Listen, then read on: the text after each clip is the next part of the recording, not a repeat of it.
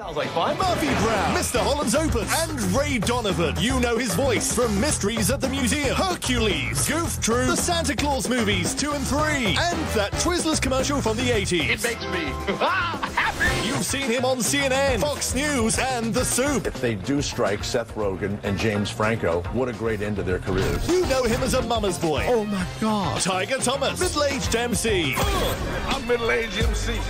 Get down and lick my white belt, bitch. Viper Tongue, and the man who throws the football at the meatball. The guy that knocks the meatball off the Christmas tree. And most importantly, the main host of this radio show. So, without further ado, a man who needs absolutely no introduction, Jay Thomas.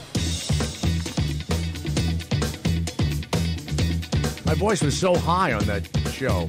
No, Dana and I said, let's go get some therapy. Weird. What is that? Smoking and booze? Is that what makes your voice get, I don't know what, lower or whatever? I heard Cavino and Rich talking about it, and I at lunch heard people talking about the guy that crashed the plane. Pretty horrifying. The pilot goes to the bathroom. You've seen that a million times. In the United States, did you know that the pilot is not allowed to leave the cockpit without having a stewardess in the cockpit with the remaining pilot? Did you know that?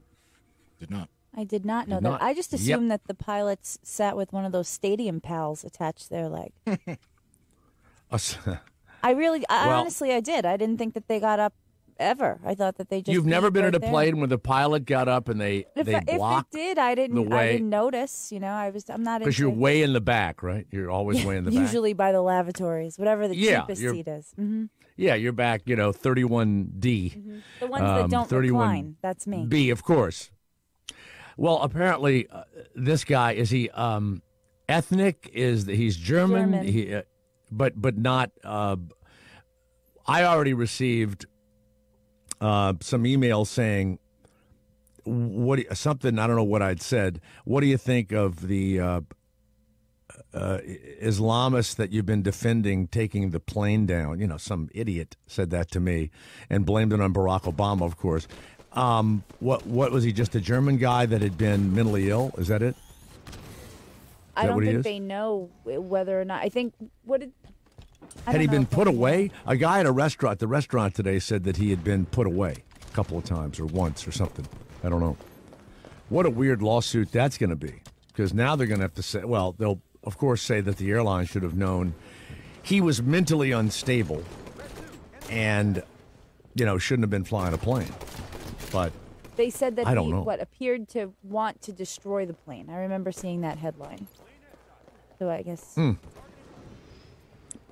prior to the other pilot leaving the cockpit, hell,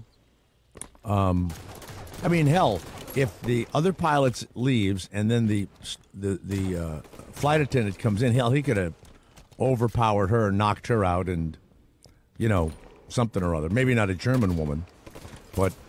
You see, when I'm flying and they tell you that the flight attendants are not just there as servers, but they're there for your safety, and they have been trained and they know how to help, and you see somebody who is either very old or young and overweight and out of shape, I look at that and I think, are you fucking kidding me?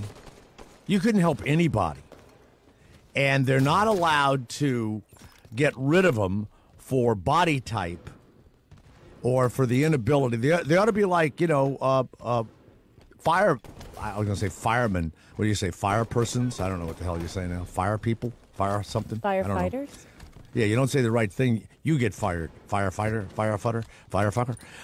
So they're always complaining that sometimes smaller women and men can't carry the heavy hoses, right? And so they'll every now and again sue, for discrimination or whatever the deal is. I want to tell you, when you're in New York, and I know this is true of a lot of cities, but in New York, every now and again, have you ever had a group of firemen come into your building, Christina? Ever? No, not into my building. I've seen them come into 7-Eleven plenty of times, though. Hello. In Manhattan, when a kitchen catches on fire or something, somebody will call the fire department. And these firemen would come in with the helmets and the thing, and every woman in the place came out of their apartment and stood in the hall and gazed at them. They were these big, tough-looking, rough guys who looked like they could handle anything, coming into the building. That's what I want to see. I want to see, like, Navy SEAL-type individuals come into the building. Same thing if a stewardess or a steward is going to help you in an airplane. I want to see somebody that can take charge. When's the last time, forget that they're good-looking or not good-looking or whatever, when's the last time you saw a flight attendant that you went, wow, they're in great shape, they look like they could handle stuff? I've they never look thought, haggard. wow, they're in great shape, but I've thought, wow, she's a bitch, or wow, that was rude. Well, a bitch. Yeah, so there are Yes. times where, I am intimidated by the flight attendant, and I do feel, based on her stern way about her, that she can handle a situation if need be. I feel that a lot physically.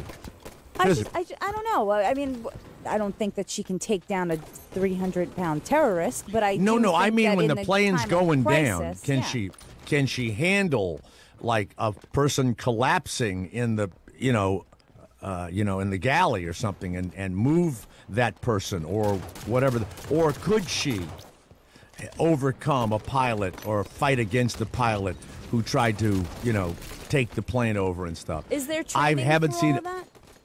They should be. They absolutely should be. To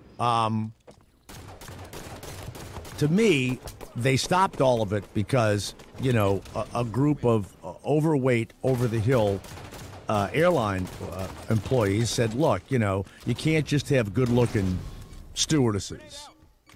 And you can't just have, thin gay guys, steward guys. Why not? It's perfect. Perfect.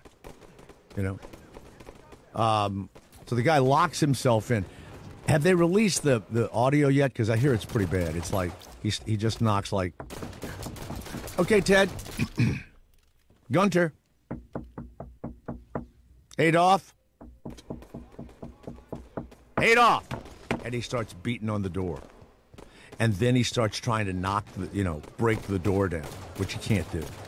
It had to be horrifying.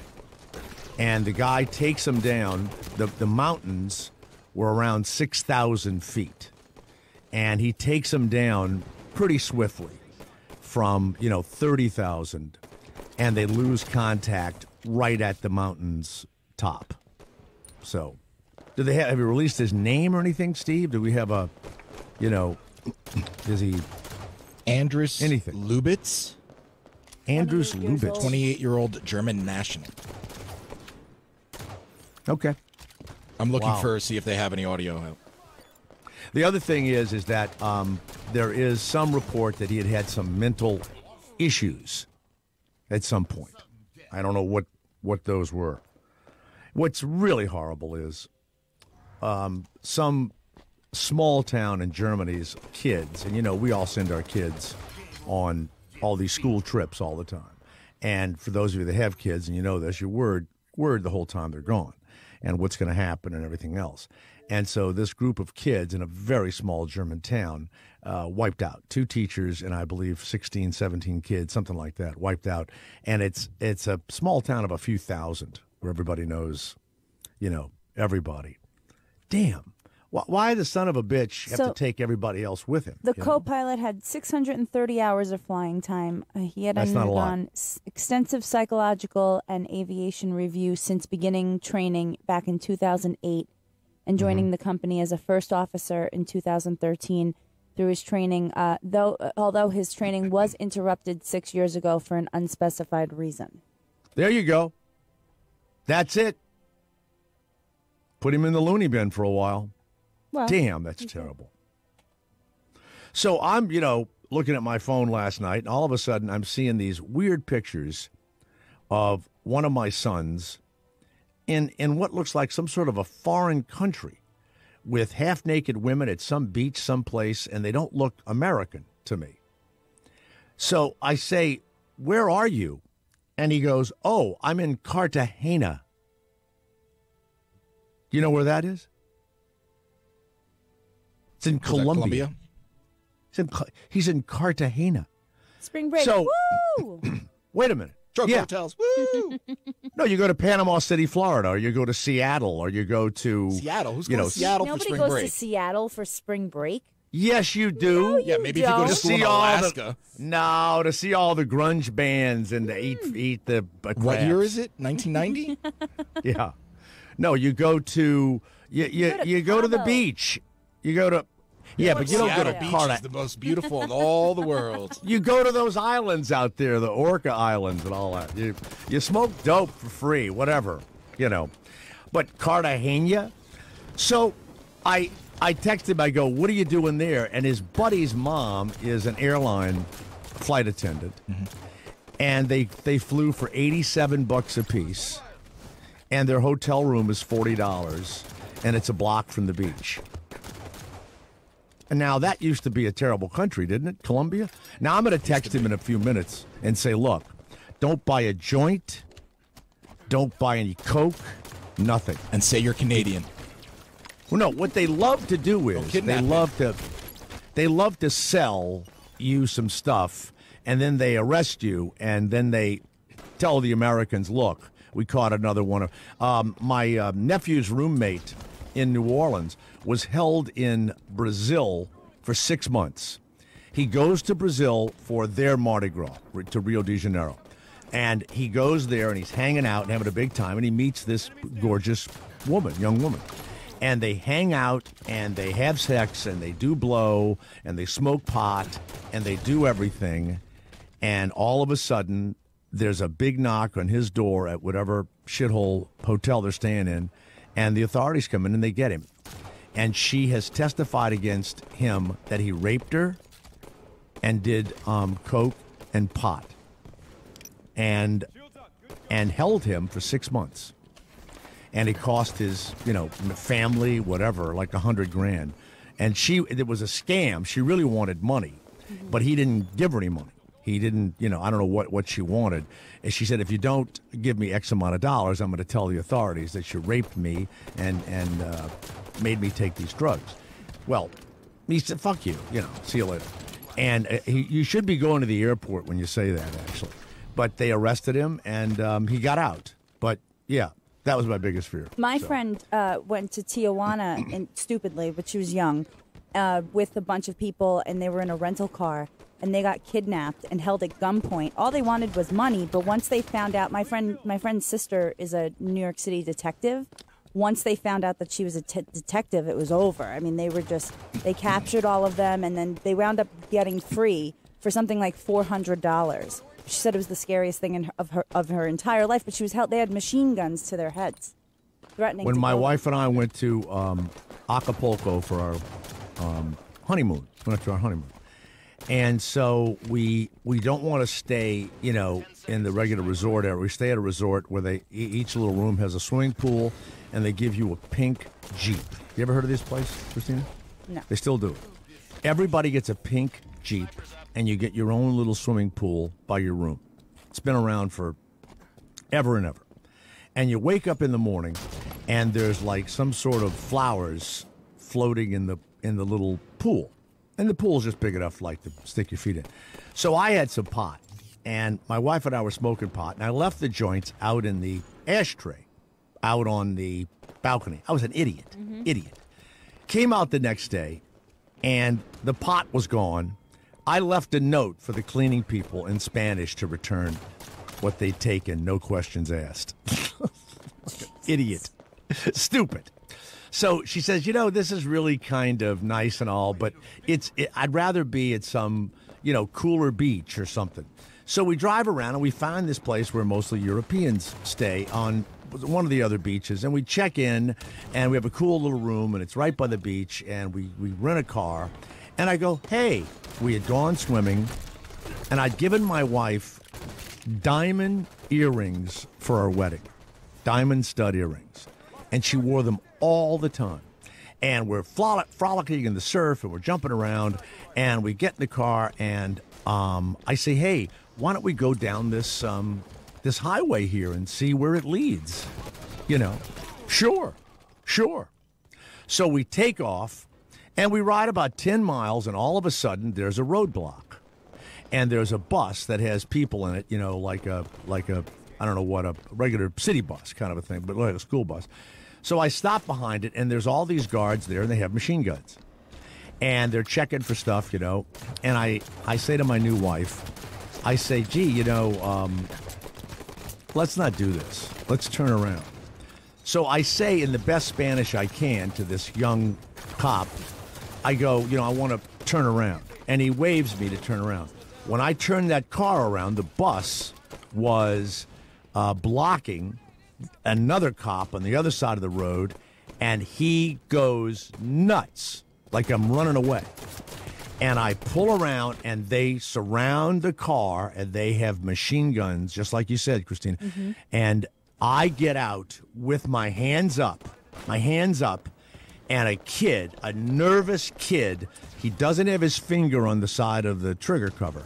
He's got his finger right over the trigger. My life passed and cartoons started. That's how scared I was. I mean, stuff was shooting. You didn't shit your pants? I think I would at that moment. But I spoke better Spanish then than I do now.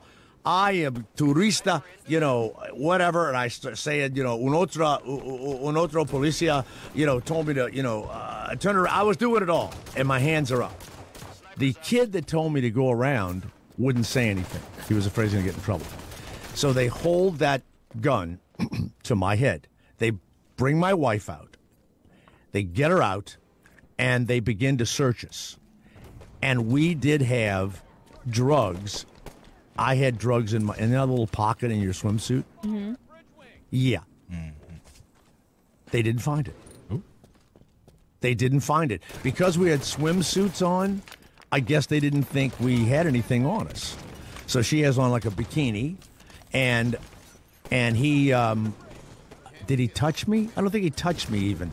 But he looked around. I think he pulled my shorts, my bathing suit. He pulled it out a little bit, and they looked in the back a little bit, you know. But then they looked in the car. There was nothing in the car, and my wife notices that one of her diamond studs is missing.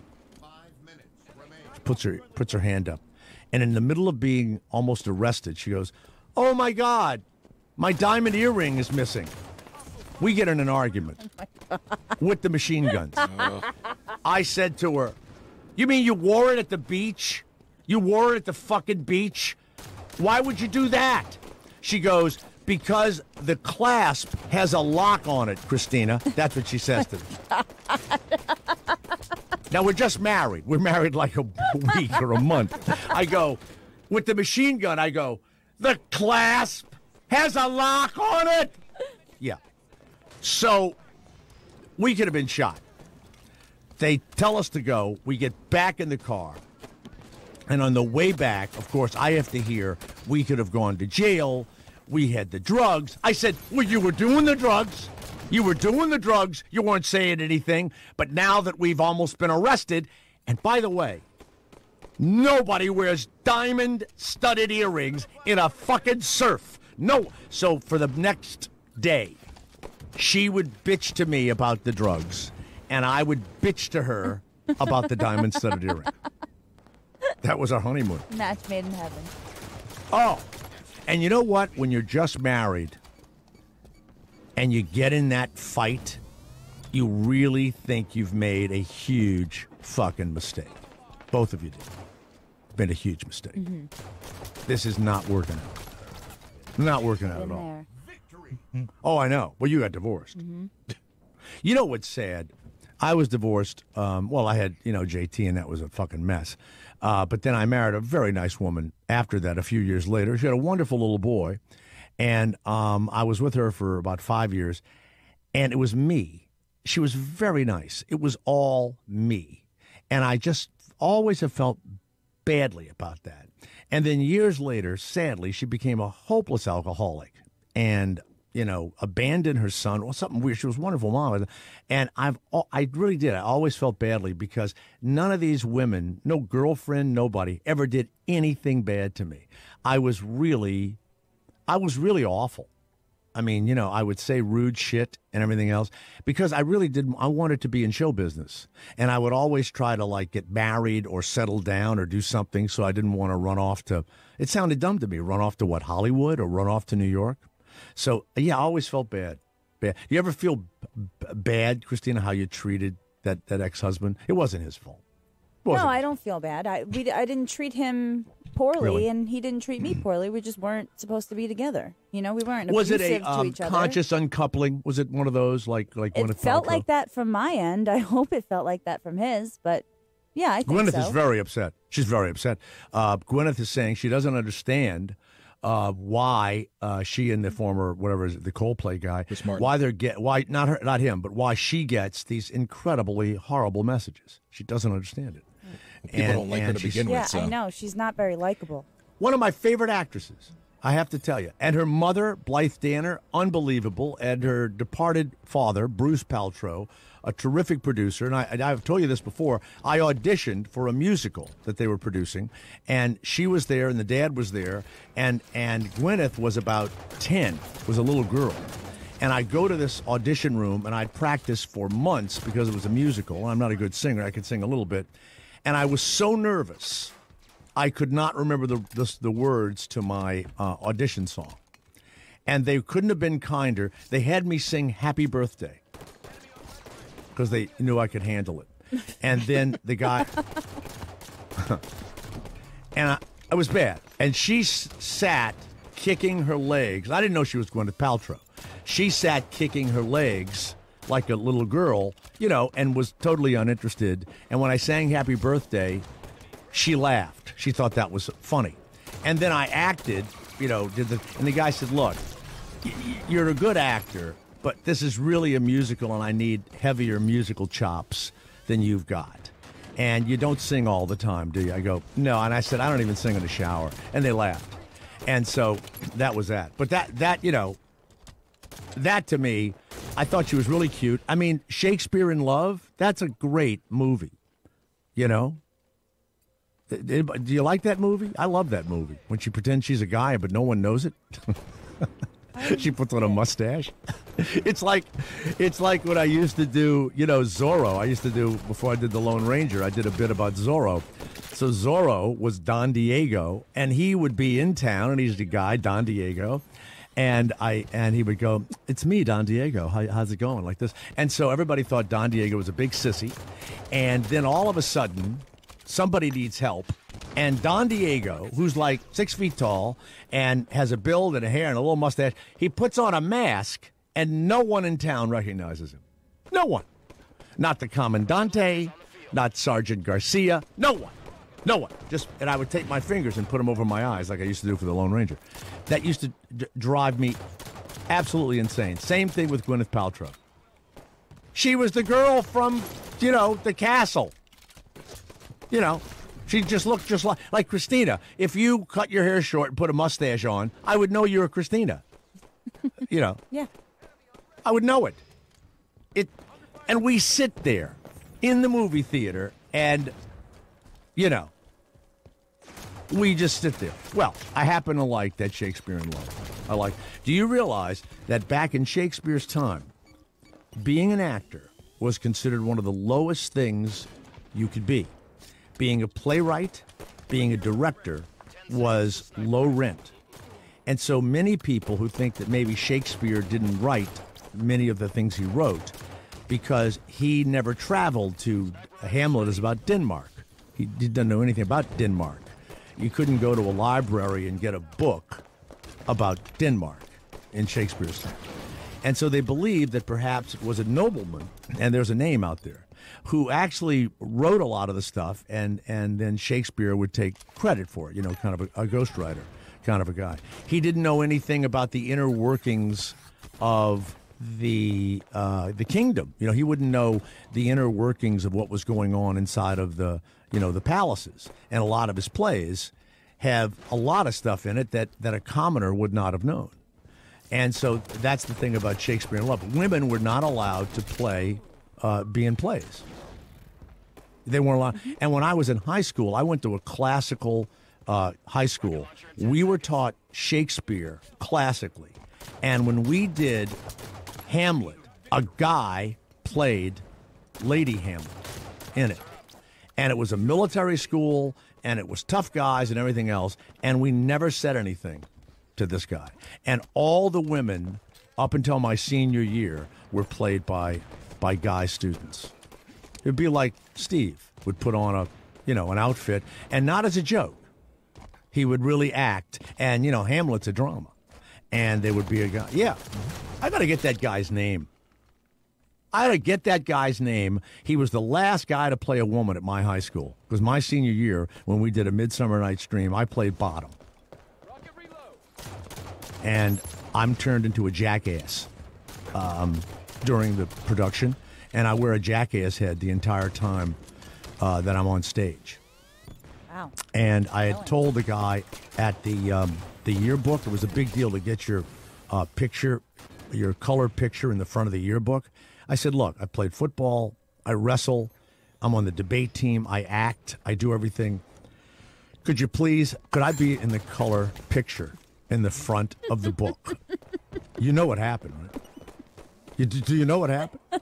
Yeah. Oh, I'm there all right. In the fucking jackass head. Yep. You see my body? Because you know it's me. Story of your whole life. If you see it right now, if you see that picture, I'm going to find I have a copy of it somewhere. You can see my body to this day. You know it's me. You see my muscles, my shoulders, my legs, and you see women and men and everybody around me, in their Shakespearean outfit. Oh, hey, look, and it's there Jackass. I am. And I am proudly laying on the steps with a gigantic ceramic jackass head. How many people saw you at Mork and Mindy or Cheers? I went to high school with that guy. They pulled it out, and it's the jackass. Absolutely. They would do it all the time. Oh, yeah, you know what? You're right. And I was thinking this today. I'm actually walking back over here, and I was thinking about the people that called and said, hey, Howard and whatever her name is, spoke about you for like 3 minutes yesterday. 4 minutes. I remember that. And they were saying, you think you're better than everyone, and, you're not funny, and I'm,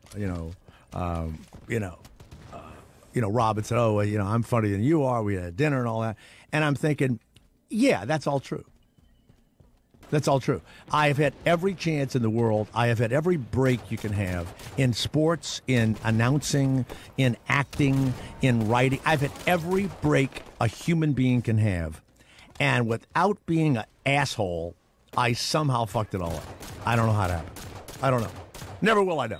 But that's right. 5 minutes remain. Speaking of pictures, I don't know how we did this, but I asked Christina, what made me send me one of your pictures Because I made when a you were comment young? yesterday about how it annoys me that girls nowadays are not in their awkward stage. They're all just very pretty. Right. So you sent me a photo of yourself. Have you put it on Facebook? It's up there. I'll repost it again. Yeah. First of all, you're adorable. Oh well, thank you. You're really cute. I mean, if I had a daughter with my genes, you'd probably look like that. It's like the Kardashians. Bruce Jenner. There's none of his genes in those children. They look Armenian, right? So the Italian, but and your ears are poking out. Did you get your ears fixed? No, my head just grew into them eventually. And you do look like yourself. And I only wish there was a picture of you blinking, which is what you do a lot. Darting. What is that halo behind you? Oh, that's well, It's a halo. What is that? No, the photo is it's a school picture, so it's got the laser lights behind me. You got one of those? Yeah. The But 80s. They were a fun time. Oh, I see what it is. Yeah, it's like a backdrop for a school It's an photo. inset. It's an inset. It looks like a halo. How old are you in that picture? That was 4th grade. That was my 4th grade school picture. Now, I bet the boys liked you.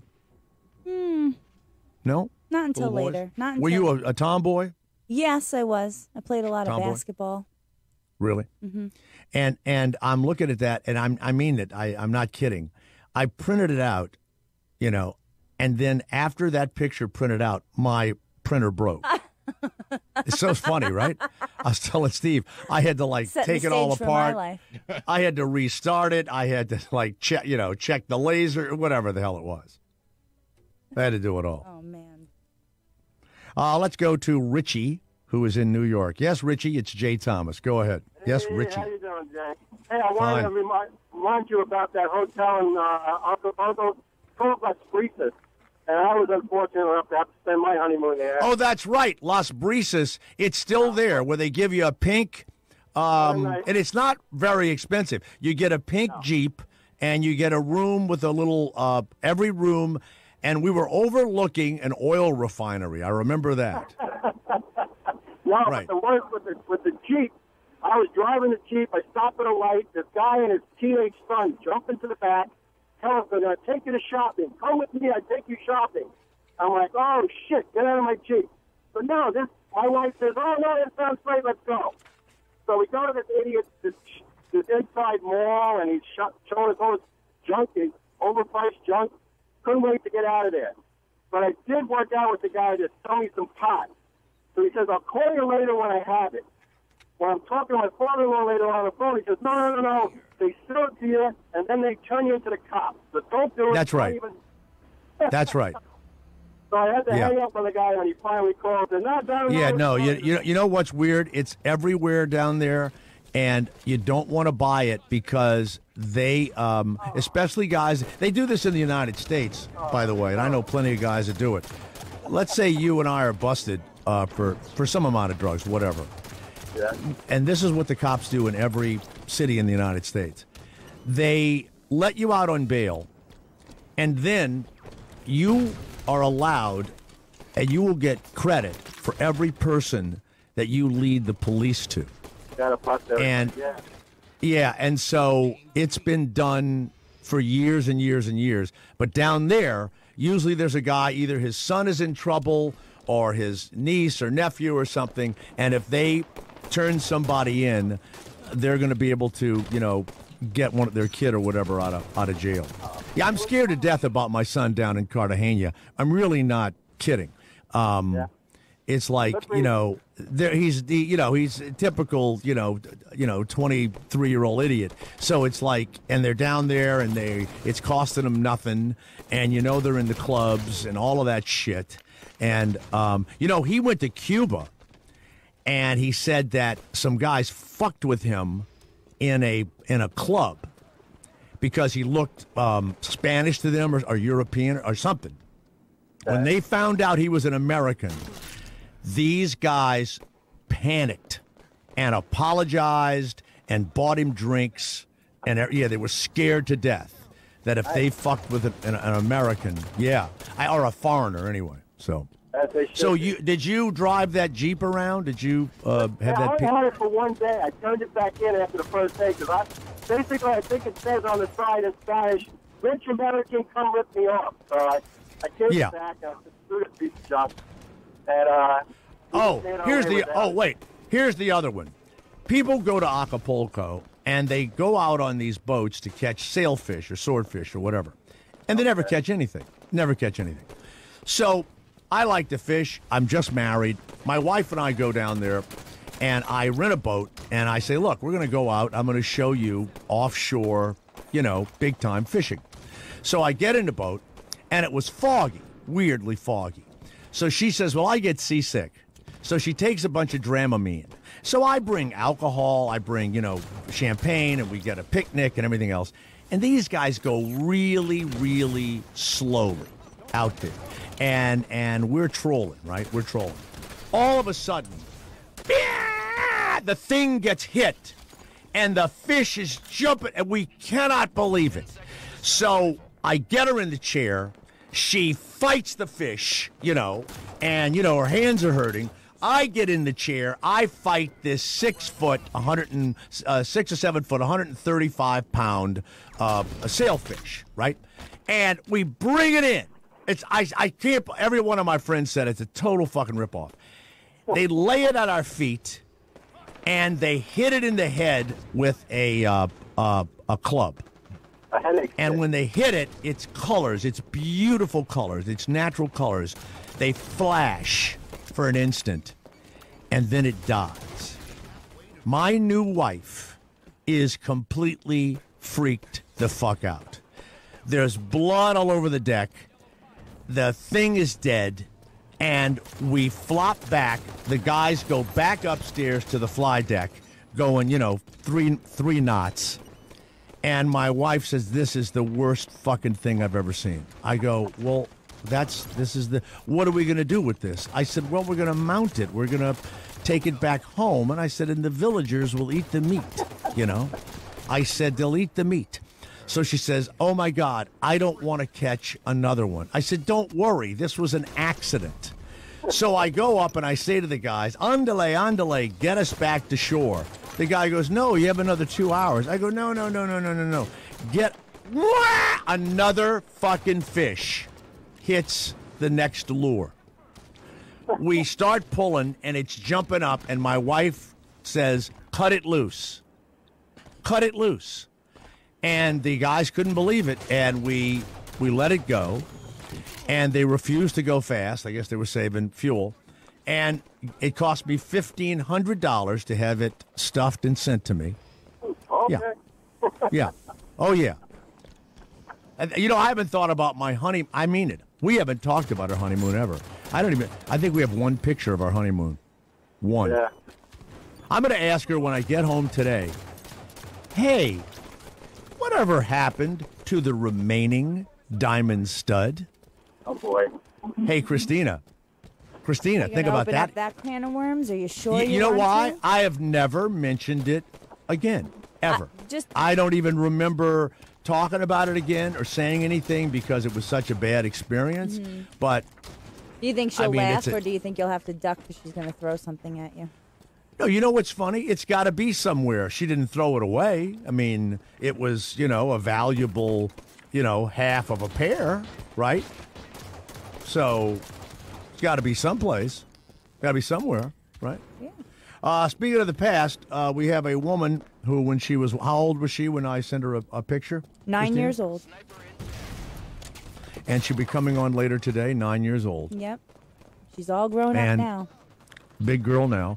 And she kept the picture all of these years of her idol, Jay Thomas, when she was a little girl. Mm-hmm. Mm-hmm. And then who else is coming up today? And then we have our friend Sandra Bernhard. Oh, wow. Yeah. She's doing Two Broke Girls or something, right? Her first episode will air on March 30th, and then she's got about 5 of them this season. I didn't even realize we were friends until the last time she was on, and we've spoken to each other a few times. I was always scared of Sandra Bernhard. Why? Because she's a strong woman? And she was one of the first and early women to come out and say that she was a lesbian many, many years ago, and it always scared me. I think I'll tell her that today, how she frightened me for a long time. Yeah, it always works out when you tell. It always does. About that. It does. Let's go to Mike of Reading, PA. Yes, Mike of Reading, I'm sorry, Reading. Reading, PA. Reading, PA. Yes, go ahead. Hey, Jay. I listened to you on the radio in the van, and it was a long time in between, but damn, you're a hell of a lot better than Howard. Okay, get him off the fucking radio, please. Now, they do that just like they do, did you wear the mailman suit? Mm-hmm, I know. What are you trying to do? What kind of trouble do you want me in? Are y'all nuts? Are you completely fucking nuts? We're all here because of him, you fucking idiots. Jesus Christ. It's like, poor Ashley Judd. They've called her every name in the book. Well, she did make a mistake, Steve. She said something to, who did Kentucky beat? She said, you're just pissed off because you're getting beat by a great, free throw out of their ass shooting Kentucky team. She said that. Who were they playing? I don't even when know. Ashley Judd tweeted. Oh yeah, and she tweeted, and now she's under attack. But she started it, and they're calling her a whore and all this other stuff. And so now she's going to get the authorities, and she's going to hunt down the attackers because they wanted to rape her, they wanted to kill her. She's hunting them down. And she's going to bring charges against them. Yeah. And, of course, right at the bottom of it, it says she was sexually abused. I'm thinking, okay, that's bad, but the tweets kind of stand on their own whether you've been sexually abused or not. So let's go to John of Kentucky. Yes, John, you ever been out with that Ashley Judd? You know her? She tried to run for... Hey, man, what is going on? Yeah, you're a wildcat from Kentucky. We're good. Thank you, John. I'm glad to hear that Ashley got my message. Oh, no, don't say that. Don't. Hey, Jay. What? Just like the Germans to drive stuff on the French, huh? Okay. All right, get rid of him. Hey, get rid of him. What? No, there's no... Too soon. People are dead. My Sleep Number setting is now 55. By the way, when you call the Sleep Number store, they answer the phone. They go, "Hi, this is Ashley. My sleep number is 40. They do that. So if you want to take the roar out of your snore, if you want to have a bed with ideal firmness, you've heard us talk about it, Sleep Number has these innovations that are designed right into the bed for your ultimate sleeping comfort. The Sleep Number beds, not just the ability to customize, but you could actually use the Sleep IQ technology so you will know how well you sleep every single night. It's your customized Sleep Number. And now you can save $600 on the Sleep Number i8 bed rated #1 by a leading consumer magazine. Save $600 on the Sleep Number i8 bed, top rated by a leading consumer magazine. You'll know better sleep. You'll find your Sleep Number at any of the 450 Sleep Number stores nationwide by going to sleepnumber.com. Do it right away. Tell them Jay Thomas sent you. For a really good night's sleep, it's Sleep Number, and of course, they've got your number. Follow Jay at RealJThomas or twitter.com/RealJThomas and see the retweets from his staff, since he won't tweet himself. Unless he's getting paid for it. More with the Jay Thomas Show In minutes. on SiriusXM Indy. Jay's finished checking his emails. Or at least faking it. I am so sorry. That's unprofessional. It's the Jay Thomas Show on SiriusXM Indy.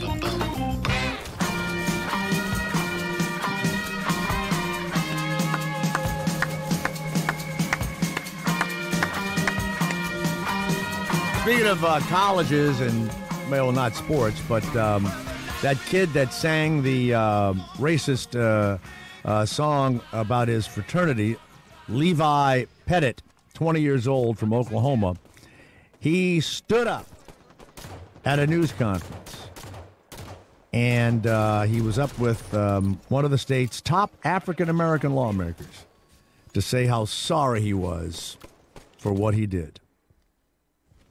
And he asked the president of the university to accept his apology. They threw Sigma Alpha Epsilon fraternity from the campus. He apologized to them, and he's going to fight the rest of his life against racism, even though he sang a song that referred to blacks in the worst way and referenced lynching. He had never thought of himself as a racist before. What'd you think you were? A good fucking guy? You're the typical white-assed frat. And there's millions like you, you little fucking prick. You little fucking prick. And you got caught. Just like all the other fucking assholes with their little fucking coats and ties on in their little, fraternities, and then after you're out, you still hang with your little fraternity group. You're all frats.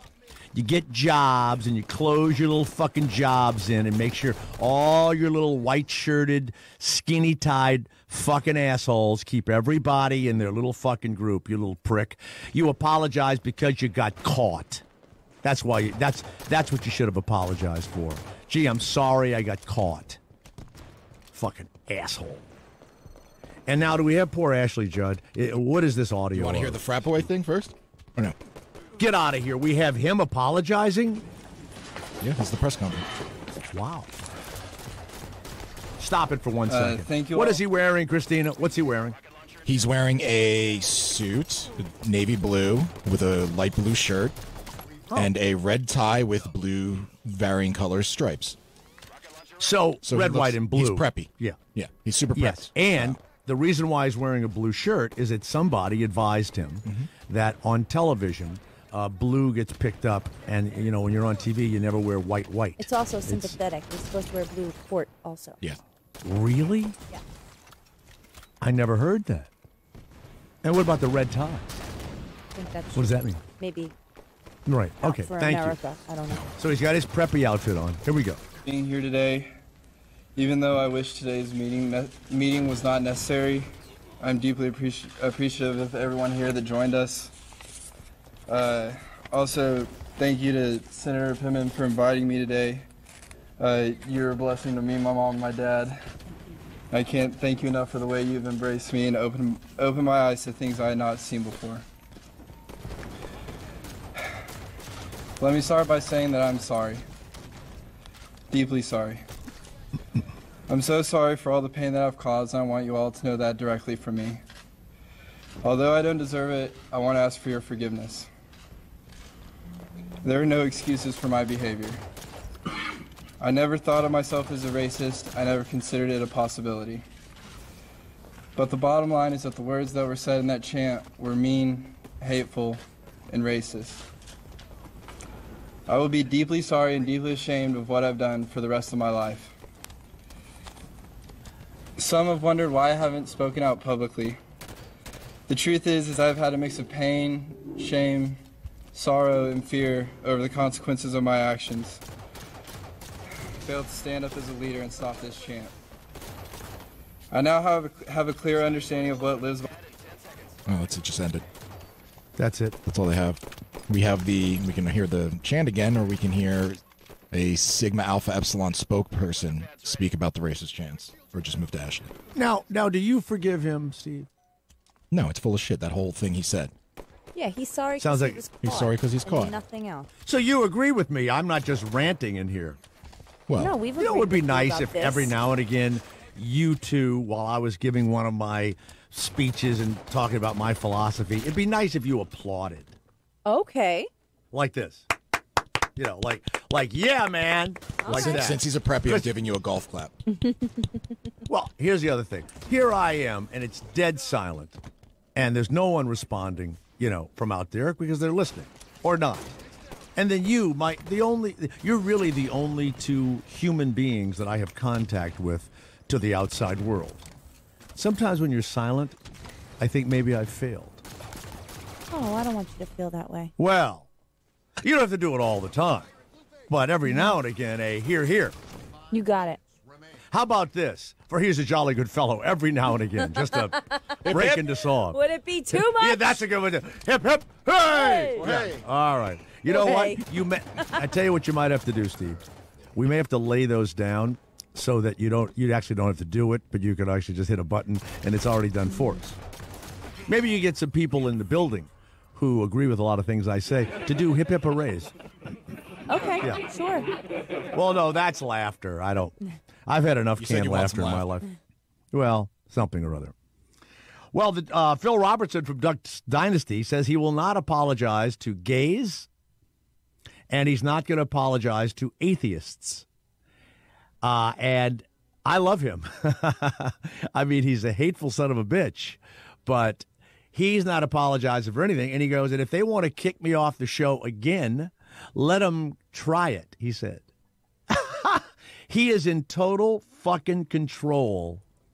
Is it A&E that he's on, Christina? A&E? Duck so, Dynasty? Yeah. Oh, It's yes. in total control of the network. They tried to fire him, and the uproar was so huge, they had to bring him back on.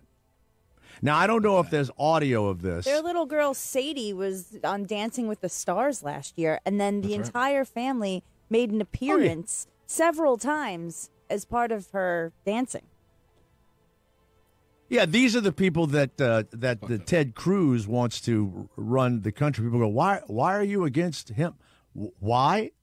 Look at them. That's who they are. Ted Cruz is what? From Canada and fucking Cuba and all that shit? Give me a fucking break. He's no more a citizen than Barack Obama is. So Robertson says, so two guys break into an atheist home. He has a little atheist wife, and they break into his home, and they tie him to a chair, and they gag him. And then they take his wife and his children, and they rape them. And they shoot them. And then they decapitate them. He said this in a church. And then they look at him and say, isn't it great that I'm not going to be judged for doing anything? Huh? So what's wrong with this? To an atheist, there's nothing wrong with it, dude. Then you take a sharp knife and you take his manhood and you hold it up in front of the atheist and go, hey, you find something wrong with this? You're the one who says there's no God. I'm just having a little fun. We're sick in the head. Have a nice day. That's how unbelievable, isn't it? It's unfucking believable. It's atrocious. Well, it's like the woman I was with on Hannity, and we're sitting there in the back, and she says something about church or whatever, and I go, well, my kids have never even been in a church. And she goes, well, how do they know right from wrong? I go, because there's a moral compass in the United States that has absolutely nothing to do with God. You know, that's impossible. Impossible. I said, what do you mean it's impossible? I'm not doing anything to you, and I have no belief whatsoever in anything. And if you want to keep... Jay's back. You better be too. It's the Jay Thomas Show on Sirius XM Indie.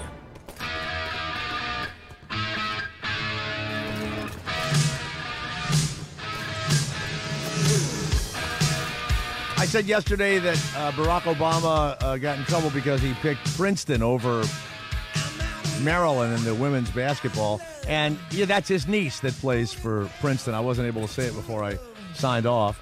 And she got threats. It's so crazy. They threatened her because... Now, here's the other thing. And I know this is against everything that you think of, but if you... turn off Twitter and turn off your Facebook, then you're not going to see the threats. It's over. And I know, oh, well, that's an infringement on my... No, why don't you make a fucking phone call? How about that? How about people are threatening you, and when you need to, call your aunt, you call her on the phone? How weird is that? Or you have an email address that, nobody knows it's you, and you send emails through that. I guess you could have a Twitter account that would be anonymous also, couldn't you? Yeah, sure. You can go on Twitter as, Joe Thunder. I've been Joe Thunder forever. I'm a right-wing ex-Marine colonel. Mm-hmm. And I write to John McCain. I write to Ted Cruz. Oh, man, Joe Thunder is just... And I say stuff like, listen, I fought for my nation. I voted Republican my entire life. What are you guys doing? My son is a wounded vet, and he's just come out as being a woman trapped in a man's body. I just sent that one. That my son is a transgendered former Marine vet. Yep. What am I supposed to say to my son who risked his life? Excuse me. She risked her life. I had to change. I did that in the note. Yeah. You know what I get back? This is a do not reply email. Every fucking time. Fucking John McCain. He came on the show and everything. He seemed like a great guy, right? Mm-hmm. And then I don't know what he did. He started running for president. It was like, what are you talking about? You were wonderful on this show. Greg, Brooklyn, Jay Thomas. Yes, Greg, go ahead. Hey, Jay, how you doing? When you guys went off the air, I flipped over to Fox News just to get an update. Sure. There's a major 5-alarm fire in Manhattan in the East Village. And I was wondering where Sirius was in comparison to that. So we're in a bunker. We're in a bunker. We're nowhere near that. We're not in East Village. We're in some giant building. We're in a giant building. I know you're not, but Jay, no. The main reason I called, I wanted to ask. So you were wait a second. That's so kind of you. You were worried about our well-being, and Christina, do we have any offices? I was worried about Christina's well-being. I know you're in California. Huh, thank you. Right. We're What about far poor from the Steve? East Thanks, Greg. You don't care if Steve dies of smoke inhalation. It's just Christina you care about. Well, it's not so much that. It's just that I wanted to let Christina know, so if she panicked and if she could figure, she could look at something burning and then kind of get a realization. It's a good thing I don't smoke anymore. Now I can run down the 38 flights of stairs. Oh, you were. Well, Christina has huge lung capacity, Greg, if you know what I mean. Yeah, they smack me in the face when I run. Oh. It would take a lot more smoke to kill Christina than the average person. Hey, Jay, I got a quick question for you about actors in Goodbye. general. That's good. Yeah, about what now? About what? Actors in general. Why? About actors in general. I'm sure you can answer this. Oh, of Why course. is it that actors work so hard their entire career to become famous? And I'm going to, like Christopher Maloney from SVU, because I know you were on an episode of SVU. Yes, they worked their asses off. He was naked on Oz and breaking guys' necks. Get on a successful show, making bukus of money. Basically, the sky's the limit. The world is handed to them. And then they up and leave a show, and then they disappear for years, and then they come on a talk show and they start complaining that, they don't have, I don't get it. I mean, if I'm going to be, if I got on a show to where I'm getting $300,000 or $400,000 an episode, they'd have to drag me out of there in a straitjacket and unconscious before I Yes, leave. Greg, I am exactly like you are. I am exactly like you are.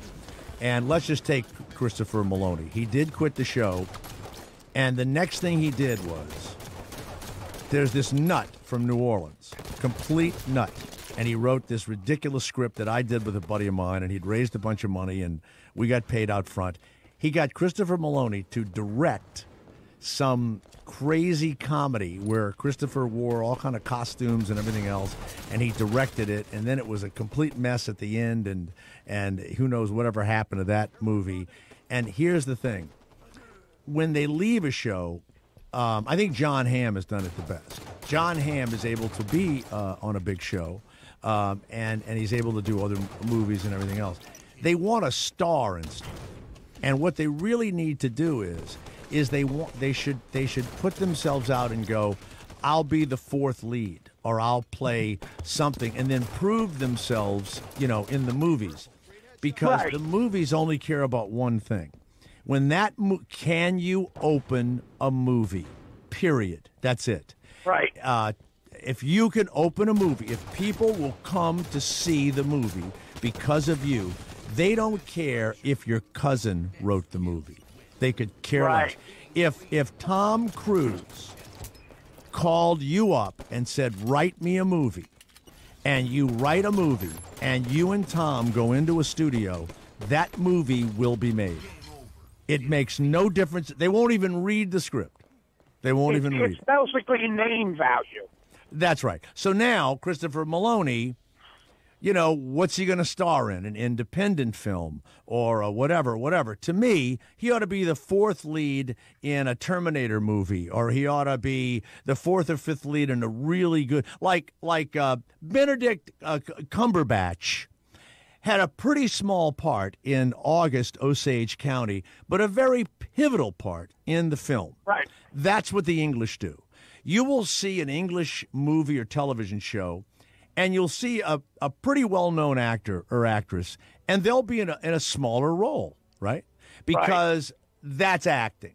In the United States, it's about starring. It's about you've got a manager and an agent saying to you, no, don't do that. That's going to make people think, less of you and stuff. So that's what it is. Why they quit is they quit because they feel, hampered and they can't bust out. Yeah. But they can. They could shoot Most movies are shooting so fast. Maloney could have gone and done 3 or 4 weeks on G.I. Joe, let's say. He wouldn't have starred in it, but he could have been in it, right? And then gone right back and continued. So because they're weird. No, they're odd. They're odd. Actors, artists, singers, dancers, people in the media, odd, weird, or you don't get in it. He would have looked at David Caruso after he left NYPD Blue, and he was like nobody even would touch him for years. Right. Well, he was a bad guy. But then he came back. All right, Greg. I'll talk to you later. Thank you very much. Thank you. I just like to talk to Greg because it sounds like he's actually straining to get a cigarette butt out of his tonsils. Let's go to Carolyn Smith. Carolyn, it's Jay Thomas. How are you? Hello. How are you? How long has it been since you and I have spoken? Oh, I don't think we've actually ever spoken. I just sent you a Valentine. And how old were you when you sent the Valentine? 9. That's unbelievable. So sweet. And I had just gotten out of college. I moved to New York. They gave me this crazy show at 99X. We were in like a closet, and it was this weird FM, top 40 station, which was new, right? And you do you remember the first day that you listened and you thought this guy is different? Do you remember that? Oh yeah, because my mom, she listened to music, 24/7, and Muzak. My dad was a rock and roll kind of guy, so I felt like this was my own station. I could listen to you. You played you played what I liked, and I had never heard anybody like you on the radio before. So, do you remember the bell I used to ring? Yes. Somebody left one of those bells that like front, to get a bellhop. Yeah. They left it in the studio, and I began to ring it, and people started calling up and asking, like what I do, get rid of them. I don't know if you listen to this show or not, but I do it when I get rid of people. But I rang this bell, and I rang that bell for the next 4 or 5 years of wherever I worked. I had that. That was the dumbest thing. I would just go ding, ding, ding, ding, ding, ding, and ring that bell. Wild. So then I said no one sent me a Valentine's. I was with Charlie Steiner, who, by the way, is now a radio now. He does TV too for the Dodgers. I don't know if you know that. And Charlie and I are still close acquaintances. That's good. Yeah, we're still close friends. Yeah. Close acquaintances. No, I like that better. So now you're 9 years old. You hear your favorite DJ. He no one sent him a Valentine, and it just sounded so sad. Yeah, it was terrible. And then you sent me a Valentine, and I'm sorry I didn't save it. Do you know what it said, or do you? No one kept copies of things. Did you? Do you know what it said to me? No, it was a Valentine I made. I just remember I drew a heart on the front, and I wrote in it. I remember black pen for whatever reason. I colored it red, and I just remember writing something about, I'm so sorry nobody sent you a Valentine. You're my favorite DJ. I listen to you every morning, and I hope you have, a happy Valentine's Day or something like that. Well, I got to tell you, I'm absolutely moved by this and the fact that you sent us a note and said that. And then did I send you a picture back, a signed 8x10? Yeah, I sent Christina what does it say? Scan of it. What does it say? What is the inscription? It just said, to Carolyn, love Jay Thomas. Oh, really? I'm going to send you a new one. I'll send you a new one. Get Carolyn's address, and it's going to be a much more elaborate. And I have all sorts of pictures. I have Cheers. I have Murphy Brown. I have some that are close to my current age. I have some that are from way back. I have so many different. Which type of picture would you like? I would like anyone that you send me, and I'll hang them. I'll hang them side by side. Well, when I send people an Eddie LeBeck picture, people have said to me, somebody who comes in their office and goes, "How do you know that guy?" Like that. So that's always better, And it shows me and it says Cheers on the door and all that. And Carolyn, do you remember when I left 99X? Because Howard's even talked about it. That was a big deal when I left for Hollywood. Do you remember that? I do. And not long after that, you were on Morgan Mindy, and I was so excited to, like, see you in person. It was almost like, I know him. like Buddy the Elf. I know him. And now you went on to, obviously you're married now with a family and all of that. You went on to college. What happened to you after 9 years old? I went to the Fashion Institute of Technology in New York, and I studied photography. Where my wife graduated. Did she really? And my wife was about 9 years old, Christina. When I was in New York, my wife was about, I think she was maybe 10.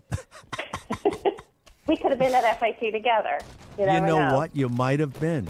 And then my wife went on to Alexander's and ended up at Saks Fifth Avenue as a junior VP and all that. Where did you go? Macy's. I went to Macy's. Wow, and worked there for a long time at Macy's? No, a couple of years, and then I moved to Washington D.C. area. That's where I met my husband, and we had 2 little girls, and we moved to Richmond, and then we moved out here up to Arizona a few years ago. But I was a and DJ how old are your daughters? How old are your daughters? They're 16 and 13. And have you ever shown them this little autograph picture? Yeah. We were just clearing out our some storage boxes, and I was like, look, it's my autograph picture of Jay Thomas. I've kept it. I've moved several times, but I've always kept it. And you can see the tape marks on the picture from like when I hung it on my wall when I was a kid. You're going to get a fresh one. Okay, good. You know what? I might even have a couple of 99X pictures because I have boxes of these 8x10s, and I might have one from if I can find one because I had lots of hair, tons of hair. So. Yes. Well, listen, yes. I'm glad it was a good experience, and thanks you. That was my first big, huge break in radio, and then I became, the actor guy and all that. It's very, very nice to talk to you, and I will send you a fresh 8x10 glossy, and thanks for contacting me. Very sweet of you. Thank you so much. It was great talking to you. And, boy, you're a cutie, too. I'm looking at you in this. Just think, if we'd have met, I might have married you. Huh? That would be great. What a life you'd have had, huh, girl? Oh, boy. Oh, boy. Well, I heard what you said about the way you treated your wives before, so I'm not sure. Oh, no. You would have had to be the third wife. Okay. I'll take she was 10. It took a few years for her to become of age. I had a few wives prior to that. Yeah. Practice all right. life. Thanks a lot. Thank you very much. Bye. Wow. See that, Christina? The past will come back. You have to be nice. You have to be a nice person. You learn a lot on this show, don't you, Steve? Steve, what do you think you've learned? You've been here, a couple of months now? Month and a half, 2 months maybe. Yeah, 2 months. What have you learned? Not much. Good. Yeah, perfect. Okay. Because I'm not a fucking teacher. Yeah, I'm not teaching. I'm not teaching the 4th grade. Okay, my friend. This is life, and there's not much to it. Let's go to Nick, who's in New York. Nick of New York, go ahead. Well, hey, man, while we're talking about... What happened to Nick? Gone? He dropped. All right, no sweat. Sandra Bernhardt will be here at 5:30 Eastern time. By the way, Justin Bieber, this lawsuit, now he lives in a pretty fancy neighborhood. And can you imagine you live in a multi-million-dollar home, his next-door neighbor does, and he's driving up and down the street in hot rods and making noise. And then when the neighbor came out, Justin Bieber threatened his family and spit in his face. And then one of Bieber's bodyguards said, "Go back inside, little Jew boy." Whoa. To the neighbor. Oh, yeah.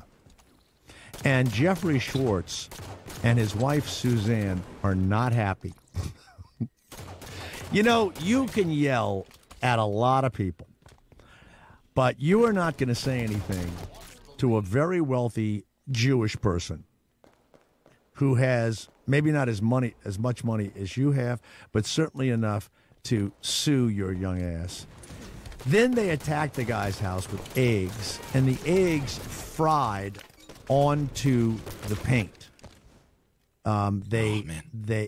They fried onto the cars too. He had Mercedes and stuff, and with the painting of the cars and the windows broken and the house, $80,000 in damage. Now, Justin wrote a check for $80,000. Gave it to him. Schwartz is a well-known web entrepreneur. That means he's worth buku bucks. So let's say we're knocking on the door to $100 million, right? Bieber has been terrorizing his Calabasas community, which is up there over L.A., drag racing with loud parties and vile verbal tirades. He said he would kill Schwartz and then maliciously spit in his face. Wow. Now, they were enjoying a Memorial Day barbecue, and another confrontation occurred with more reckless car antics. You know, what a little jerk-off he is, right? I mean, it's so weird, and it's like, we just talked about right and wrong or something, and there's no one to tell this, his mom and dad must be, scared to death of him, I guess. Well, his mom and dad are young. They were young parents, and so if you see a picture of his dad, he's, your favorite kind of guy, covered in tattoos and looking all hip. Camo, trucker hat. Yeah, ripped jeans and open shirt. Yeah, look, they're signing, and you know this, Steve, they're signing Cuban kids to $100+ million contracts. Yeah. Right? Mm-hmm. Now, none of us have gone to Cuba, but my son went, and now you're going to be able to go, and friends of mine have gone. And my friends that go will go to some nice hotel or whatever, and they'll just see people waiting on them. But my son went with a student group, and there was no nice hotel, and they stayed with some families, and they stayed in little tiny hotels. And he said it was bad, really bad. They don't have enough to eat. Yep. There's no economy to speak of. It is purely, communistic, and the cars are old. There's no parts. Can't find any parts. And he said it's absolutely nuts. Mm-hmm. They're dirt poor. There are people without shoes running around, and you've got 50% unemployment. You take a kid out of that and give him $100 million. He doesn't speak English, and that you move him to who signed some of them? Have the Yankees? Red Sox. No, signed the Yankees haven't. Dodgers just signed one. Red LA? Sox signed one. Yeah, LA Dodgers. I mean, and these kids are 20, 19, going to be 21 soon. Mm-hmm. And they're suddenly worth, $50-60 million. Yeah. It's really unbelievable. It's just absolutely crazy. And there's no one to help them. The odds of them having a penny are 5% within 5 years of their retirement. Oh, yeah. Well, that's the odds. Well, because they're going to send money back home, for one. Who knows if any family... And the government's going to take it. They're not going to let... what do you think? They're going to try to get it in. That's why they have these, quote-unquote handlers that help them escape. And then those guys take a big cut, and they're like, oh, don't worry. I'll make sure your family gets money. I'll take care of your family back home. Now, you don't have to escape anymore. And in Russia and behind the Iron Curtain forever, especially with hockey players, you could come over and play for the United States, but for many years... the government got a big, of whatever country it was, got a big, huge chunk of your salary. Oh, yeah. And your family was not safe if you defected. Mm-hmm. So they made plenty of money, but they sent it back. I'm sure that Castro's doing, the very same thing. So, wild. But Justin Bieber, it's like, someone's going to tell him to, fucking relax. He's going to get roasted soon, and I just sent you that an email where Kevin Hart on Jimmy Kimmel said, I'm pretty sure that he cried after that because he got a real dose of reality. Good. You mean after the roast he cried? Well, he said I wouldn't be surprised if he did cry because he got a real hard compared to some other people. I mean, there was truth behind it. It wasn't just in good spirits and in good fun. Yeah, because what right does he have to be getting a roast which is somebody anyway. Like an honor? Exactly. So, I mean, they really just hit it home apparently, and I cannot wait to see it. Well, what's funny, and you've heard comedians say this, I would never make fun of somebody that I truly don't like. You know that. And the reason is that, and me being a guy that can make fun of you, if I really want to hurt you, I've been given great, verbal powers. I'm lucky, right? And I can do it like I'm telling a joke. And I've done it at weddings, and I've done it at people's parties and shit. And man, it never turns out well. It gets a laugh, but you've been too honest. You've, and it's usually someone I don't give a shit about. So, I went to a wedding in Boston, and it was some record company guy, and he lived in some, incredible house, and he was marrying just an airhead fucking bimbo that was like 20-something years younger than he was. And she's about to move in with her scumbag family to this incredible home overlooking all sorts of, water and beaches and everything else there in Boston. And the owner of the radio station says, I want to, he wanted to take me because he'd bring a little celeb to the party, right? I couldn't stand her family. I couldn't stand her. And he was the typical shuck and jive record guy, and all that. And his, almost grown kids are there and everything else. And they go, Jay, would you please do a toast? I go, I don't even know these people. I don't know them. Please do a toast. Please. So I raised my glass.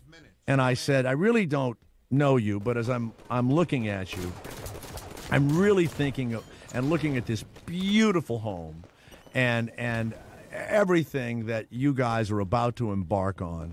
And let me just say that, Julia, when you're 30, Neil is going to be 50. And when you're 40, Neil is going to be 60. And when you're 50, Neil is going to be dead. And all of this shit's going to be yours. And all you have to do is just kind of keep it together for the next 30 years.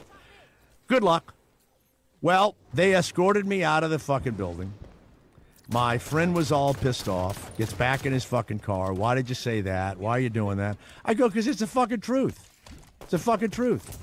She was a fucking money-grabbing kid. And then he says to me, what business is it of yours to put them down? And I said, look, I thought I left my wife back in New York. I don't need that bullshit from you. He goes, well, what? And I go, it is none of my business. And I apologize. I am so sorry. Now, why did I apologize, Christina? I have no idea. I don't know. Why, Steve? Why did I I apologize? was sending you an email. Because he owed you money. No, I was caught. Oh. Yeah. The only reason why people That was the apologize. obvious reason. Duh. Yeah, I thought I it was was something caught. in He addition caught to me. that. He was correct. I shouldn't have done that. It was rude. It was evil. It's my own problem, And I'm sure that if I was single now, you'd probably see me sporting every something or other too young for me that you could imagine. Hopefully, I would be, making fun of it. Now, I have an older friend who's been dating one of the prettiest women. She looks like the girl that just played Cinderella, Lily, whatever her name is, who's also on Downton Abbey. And she always has on a dress, and she has that kind of curly hair, and she's absolutely lovely. And men and women are attracted to her like you cannot believe. And she finds any attraction to be wonderful. And so she has been with men and she's been with women. So she meets my buddy who's like 25 years older than she is. And she thinks he's fantastic. She just likes everybody. And they fly all over the place and they have a great time and everything else. And I said, well, how do you deal with her when you're not with her, knowing that she's just this total free spirit? He said, she's one of the nicest people I've ever met, but she does go with women, and she probably goes off with guys, and then she'll go 2 or 3 months, and she won't want to do that, or she won't want to hang out. She doesn't do drugs.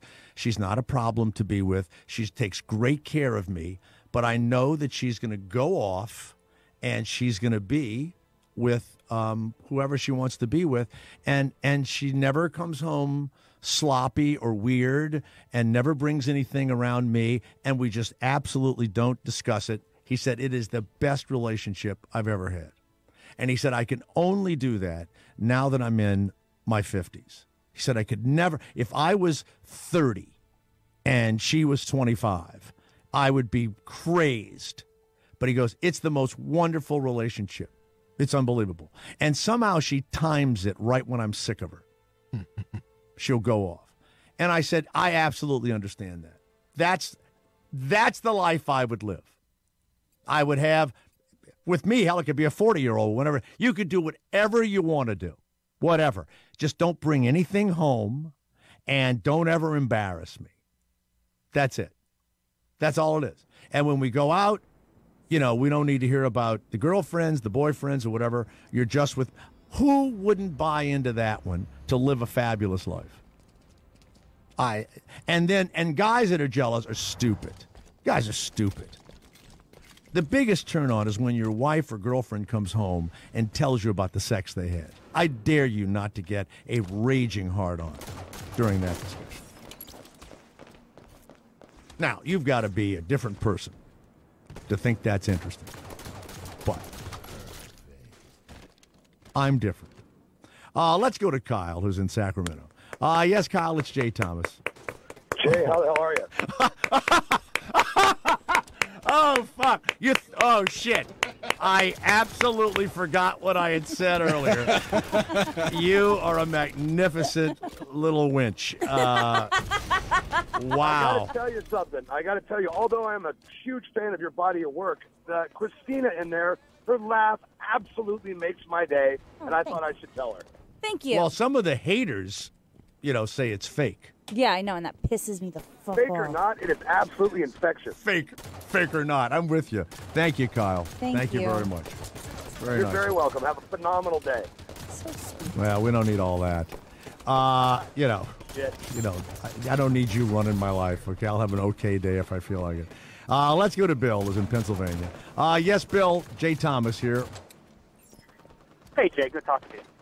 Now, does it make you nervous that some huge number of people in the United States and Canada, ships at sea, some overseas? Didn't we get something from Scotland the other day? Scotland. We've had it South America, Germany, all kind of different. Does it make you nervous at all that you're talking to some multitude of people? No. Okay, just checking. Do you feel as though it's just you and I, and there's probably not many people listening? Do you feel that way? No, but I do fairly well for myself. I speak in front of quite a few people, quite a lot, so I'm fairly comfortable.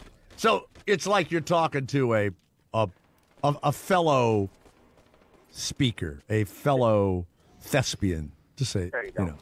I got you. And when you give these speeches, are they financial speeches? Are they Christian speeches? What are they? More on the business end, financial. Like, what sort of advice could you give me right now? Just keep on doing what you're doing, Jay. I have $5 million to invest. Where should I put it? What would you suggest? You have $5 million to invest? Yes. Technology. Just buy all tech stocks. I wouldn't say all tech stocks, but right now, I mean, there's certainly an upswing technologically. I mean, you're talking about a country that, according to the government, robots are going to be running us in another 15 years, so why the hell not? Did you see that at South by Southwest? There was actually a demonstration against iBots and robots, they want that to be stopped. Yeah, that's going to happen. What people watch the Hey, by the way, if you haven't seen Bjork's video, that is one of the coolest things I've ever seen. It is so strange. And is she from Iceland? Is that where she's from? She's Icelandic? Correct. One of the coolest countries on the face of the earth, and everybody's related. Do you know that? They have to have an app because everyone's related, and you have to know whether it's your first cousin or not. But have you seen her video, Steve? Where she's got this wild robot outfit on that's somehow sexy. It's really Is this a new one? I mean, because all her videos and outfits are crazy. Yeah, So. she's been like this forever. Yeah. You know what? I'll have to find it. I don't know if it's. But what's weird is this robot has the biggest set of tits you've ever seen. It's the biggest set of plastic, kind of turquoise-colored boobs I've ever seen. So And I'm not even a tit man. So, Bill, you're a speaker. You're a financial person. You're not, nervous by anything. What is it you called to tell us? I listen to your show quite often. I listen to Howard quite often. And so many times between Kevin... Who's better? No, don't answer that. I'm just kidding. Don't answer that. Go ahead. And the different people he has on his show, many times when he has gay men on, they all so many times talk about how many sexual experiences they had with women. Right. I don't know what the percentage is, but a large percentage of these men, look at Kevin was married. My question to you is, and I preface this by saying I 100% believe you are born either gay or straight. You don't have the choice, but you or I are straight men. Right. We've never experienced anything homosexual. I have. Okay, well, you have, but I've not. And I wondered when I was 13, not to 14 because I had a girlfriend then, but when I was 13, I would jerk off with this friend of mine and stuff, and I thought I was gay. Okay, but let me ask you this. We would be naked in the room and jerking off and reading reading these books, but we looked at girls, but I thought I was, well, wait a minute, I thought I was gay. I actually would, not to him or anybody else, but I thought, gee, is this queer or whatever the hell it was? And then I wasn't. But so is that homosexual? Night you sucked an imaginary penis, remember, and spit all over it. Imaginary. You mean yesterday afternoon? Yesterday afternoon, yes. Yeah. No, but I don't mind, and I had to tell my kids all of this stuff too, because it's like, I didn't want them to think, something was weird, and so there are many more gay people in and out of my life now than I've ever had before. But that's the only time I ever worried about it. But you're correct, because as soon as I had a girlfriend, I was, crazy about it. It confuses me because I can't sit here and tell you I'm married for 15 years. Before I was married, I had 4 sexual experiences with a man. Like, that never happened to me. But yet, so many gay So why men, are you? What is your question? That you're because men are trying to maybe find out what they are, or they're trying to hide because it's socially unacceptable to come out. And a woman, sometimes, and I have friends that have wives that to me seem totally gay, and they've been married for a long time, and the woman will have like a short haircut. She'll be very, very mannish, but they've been married forever and they have kids. Does that mean that a woman that might be of a gay persuasion is more able to go, look, I really wanted to have this life and not the gay life, and can a woman control her sex drives better than men? That's really the answer. Okay, but let me ask you this question. Could you perform for a man? Me? Yes. Only if it looked like a woman. No. I'm talking just your regular... No, not some hairy guy. No. To his head. Okay. No, a hairy guy. No, I don't like that. I've been to these shows and I've made jokes about it, but there was a guy once at this show in New York. Yeah, get waxed, Bill. And this guy was gorgeous. Now, I'm sure if this guy took all of his clothes off and a penis flops out, no, I would not be interested. But as a woman, he looked like a woman, and he came down and he was flirting with me. My wife was with me and a couple of gay friends, and this guy was apparently wanted to meet me and stuff, and it was crazy. It was weird. But remember, once they take all their clothes off, they're a guy. So no, it has to be a woman. Right, and that's why I guess if I were gay, I would feel like I didn't have any attraction to females. So what are you asking this question about? Howard asked a few people if they've been with women, and they tell whatever story, and that's that. All right, here's my question. If you were with 7 men prior to being married to your wife, and then you got married to your wife, and you decided gay. Are you gay You're or gay. Bisexual? No, you're gay. Bisexuals like one side more than the other. Okay, so what if you're with 15... and you know what? So help me, my Aunt Sophie. Oh, that's right. Oh, you're talking the truth now, boy. Oh, yeah. Yeah. That's I guess right. my question, Jay, is Represent, Stephen. Represent. Represent, Stephen. Bill, it sounds like to me you are exploring something. Oh, no. Yes, Nothing Bill. like that. You hold on. Put Bill. Keep Bill right there.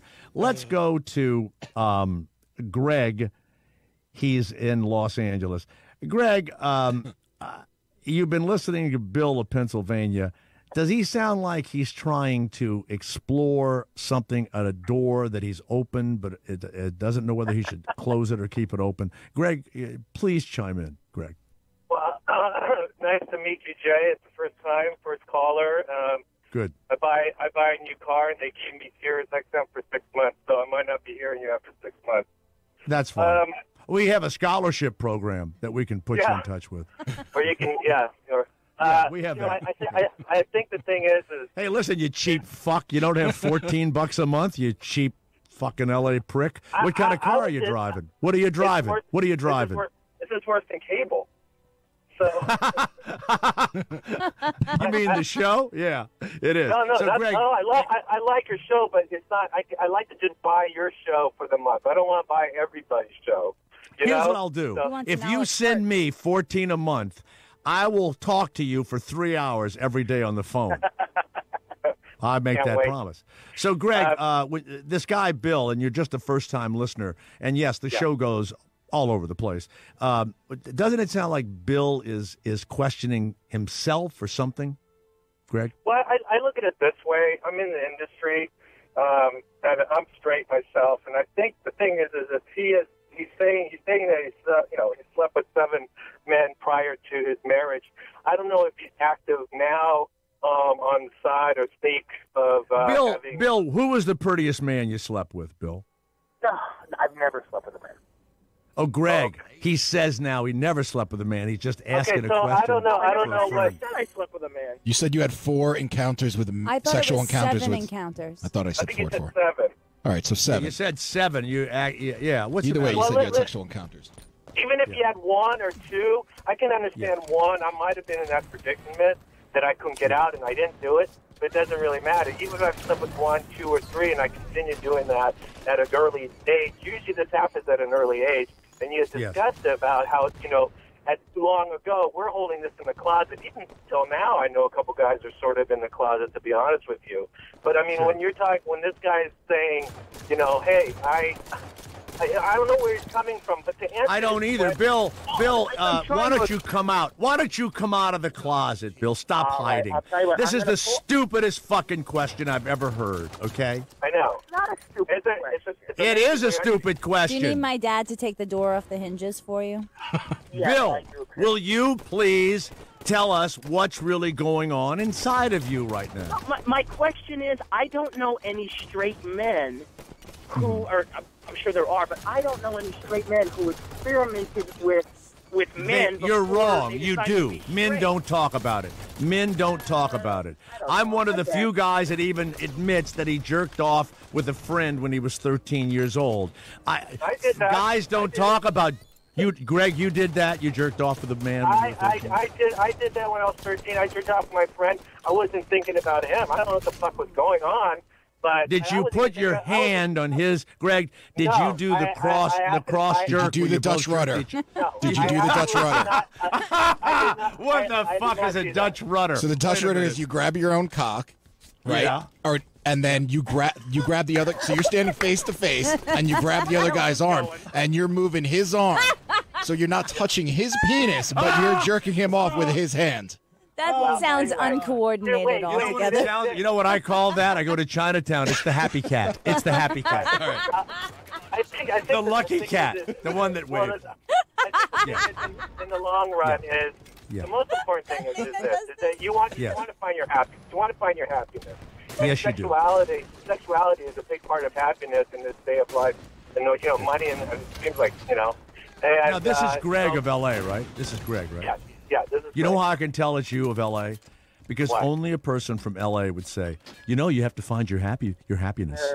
Nobody else talks like that except California. Where are you from? Where's the show? I'm from New Orleans, and I can pretend I'm from California, but deep inside, I'm a Southerner and a Louisianian. Yeah. No, but where's the show? We don't talk like that. That's considered queer talk. Where's the show? The show's all over Everywhere. the country. All over the country. Yeah. No, I know, but where are you broadcasting out of? Well, I can't tell you because I have to move around. I get a lot of threats. Oh, okay. Because I say a lot of... hold on one second. Let's keep Greg right there. Greg's first day... Thank you very much, Phil. Greg, it's your first day of the show, and you called up to find out what the show was about. I'm going to show you. Okay? I'm going to show you. Let's go to Big Tex of Texas. Greg, just listen in, and you'll hear how the show goes. Go ahead, Big Tex. What can I do for you? Howdy, Jay.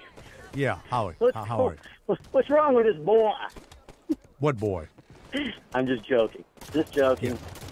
Yeah. I just wanted to talk a little about golf and religion. Golf and religion? Sure, go ahead. Now, Greg, you see that? We've moved on. Okay, I get it. You get it now? It's basically a show about nothing what Seinfeld actually produced a long time ago. No, it's right? a pop show. No, our lives. No, you're wrong. Hold on a minute. Hold on a second. Because obviously, we just talked about homosexuality, and we came to a conclusion. That's what not I want, nothing. Conclusion. But there was You had one. You had closure. Here's the thing. I don't want 90 calls about it because I don't really give a shit about it. I like that. That's good. Okay, so now we've moved to golf and religion, and I'll stay here until we come to a conclusion. Do you get it now? I get it. Jay, hey. Okay, and let me tell you something else. I don't give a fuck if you listen all the time. Either you're going to get the show or not, and I don't care if you never listen again. That's the other thing. I'm not trying to attract you. I've been anointed by God to do this job and don't know why. You know how many days I look up from the mic and say, "Why have you forsaken me?" Yeah. Well, I think that... Hold on, Greg. Hold on, Greg. We have a live studio audience. Our live studio. All right, Big Tex. I want to accent with, thank you very much. The show is very cool. I like it. I will be another caller. Wait a second. Put Big Tex on hold. I'm going to show you how diverse this show is, and then you can leave. Are you ready? Okay, we'll do one more. Charlie of Austin. Tell Greg of Los Angeles, first-time listener, just got a free Sirius XM in his new car, what you were calling to talk about, Charlie. So you mentioned last week about Whole Foods and how they sell peanuts with skin on them. Hold on. Put Charlie on hold. So, Greg, we've got religion and golf on line 1, Whole Foods peanuts with red skin on them on line 3, and another 200 or 300 lines blinking. Enjoy the show, okay, Greg? All right, buddy. Thank you. Okay, I got a rough day ahead of me. Tell Charlie I definitely want to speak to him. Go back to Big Tex on line 1. Big Tex, go ahead. What's the first question? No, your argument, I was going to dive into religion and philosophy and history, and you're wrong. Yeah. But I'd rather talk about if y'all haven't, because I don't always get to enjoy your show, did you dive into Tiger Woods at all of late? And I don't think he's going to make it. I think the gray matter between his ears is going to screw him up. And how's your Tiger Woods is now holding his girlfriend's purse at the bottom of a ski slope. That's what he's doing. Those Tiger Woods is also starting a company, a pretty big one, and he's going to build golf courses. And his name will still, in fact, one's going up in Houston that I know about real soon. So he's really wealthy. Tiger Woods is not going to be able to play again until he has fun with himself. All of us think fucking 30 women in a year is fantastic. And he got caught, and he can't get over himself. That's all there is to it. And that wife of his from Sweden, I don't think she gave 3 shits. She had nothing but money. She never questioned where he was or what he was doing. She didn't care. I don't know if you've ever dated a beautiful woman, ever, who men are after all the time, but they don't give 3 shits about you. They're set up. They've got the money. He gave him the little tow-headed kids. She had a multi-jillion-dollar mansion. She never even questioned him. Then she was embarrassed. She hits him with the golf club. He goes about his business. They get divorced, and within a matter of months, she's with another guy. Before the end of the first year, she was with another guy, and she's got $300 million. So everything's fine. Tiger needs to make jokes about what he did and have fun with it. He needs to do an Axe commercial, you know, the cologne, and wink at the fucking camera. Yeah, all of it. Yeah. And he should say, look at the camera and with the women all around him go, I'm just sorry there's only 18 holes on a golf course. And then he'll be able to play golf. I'm not joking about that. You've got, I think got you're to right. lighten up. Yeah, it's absolutely. The gray matter. It's the gray matter between his ears that's messing him up. He disappointed himself. He thinks he did nothing wrong. Nothing. He was young. He's a fucking billionaire. He had a gorgeous broad. He had kind of a crazy army, crazy nutcase dad that he lived under this yoke of. Look, your son doesn't sink 100 putts from 6 feet at 5 years old without your fucking father torturing your ass and making you putt 1,000 putts a day. That's not right. That's fucked up. Now, he's a champion, but is it worth it? It's like this kid Marinovich. Was that worth it? The fucking heroin addict guy. Oh, that's an awful story. That's an awful, and it's awful, because the parents abusive story. It's these assholes that have these kids in quarterback challenges at 12 years old, and they've got pro coaches at 13 and all this kind of shit. Those parents are fucking nuts. Insane. So Tiger just needs to have fun. Okay, there you go. Thank you, Big Tex of Texas. Now back to Charlie of Austin. Yes, Charlie, go ahead. Thank you, Jay. So you mentioned the health benefits of the red peanut. I was told by my Chinese medical herbalist that the red skin on raw peanuts for 1,000 years has been considered by the Chinese to be something that activates especially the white blood cells, which kills infections. Yes. Awesome. Well, I can't fucking find them anywhere. If you maybe Whole Foods, but you're in Texas. Are you crazy? There's peanuts everywhere. But listen to this thing about Whole Foods. They're all sold out. Just saying. Oh, okay. Well, that's because a lot of Chinese people are taking. I guess a lot of people listen to your show. Now listen to this. Listen to this one. That 360 brand of Whole Foods, right? It's organic. All of that shit, they send the food to China. And they have them cook the soups, process the food, and everything. Can you believe that shit? Oh, I'll look into that one. Absolutely. You know what? Look into it. I'm gonna discuss in a few minutes. I mentioned it to Steve and Christina. Why would you send or buy food or anything from a group of individuals that has no interest in us, in fact, hates our fucking guts, and can't wait to blow us off the face of the earth? In a few moments, I think this is a good one, Steve, you will hear what I really think the Chinese have been doing for quite a long time. And don't suck any beads or walk on any flooring until I come back. Woo! All right. Well, thank you. But you already know. Every March, electronic dance music takes over Miami. The Ultra Music Festival. Exclusive live DJ sets from the SiriusXM Beachfront Lounge with Hardwell, Armin van Buren, Axwell and Grosso, and more. DJ Afrojack and Shade 45 Sway Calloway present. When no one will listen to you, the Jay Thomas Show is always here for you. Call the voice box 24/7, 347-6-SIRIUS.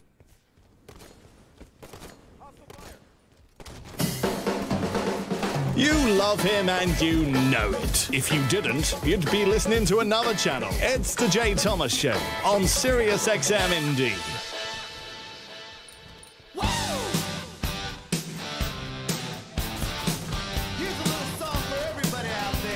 I'm not really a conspiracy theorist, but I do think that there are really evil governments out there, and what's funny about us is, and I've said it before, we absolutely can't pick a winner.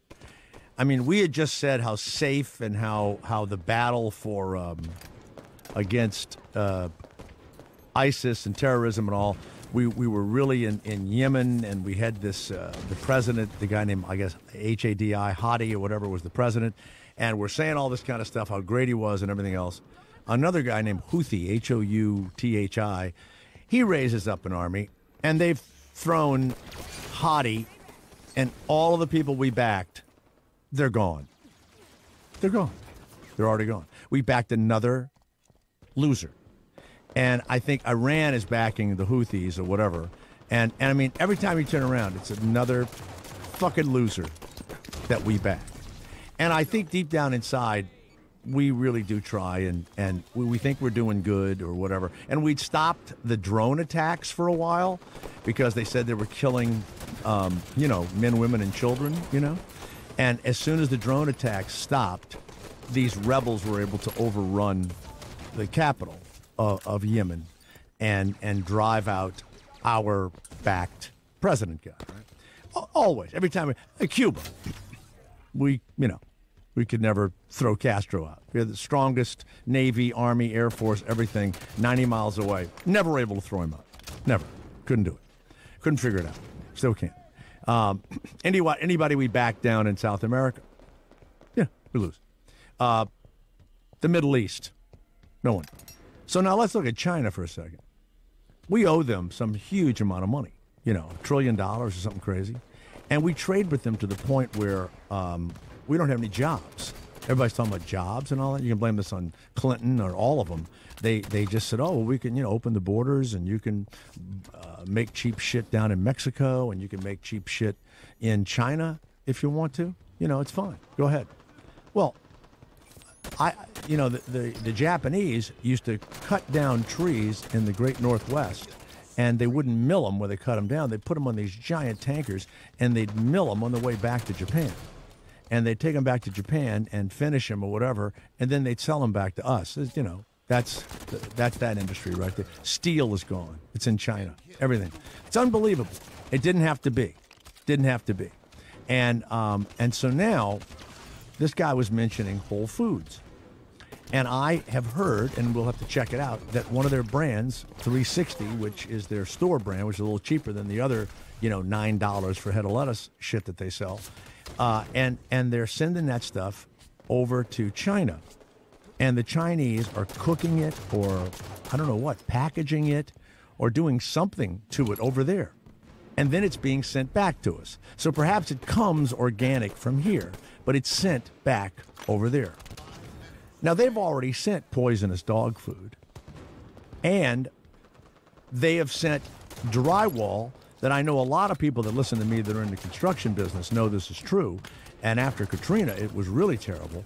This drywall was so toxic that it ate through any kind of electrical, telephone, or cable wires that were put in contact with it, and it poisoned people after the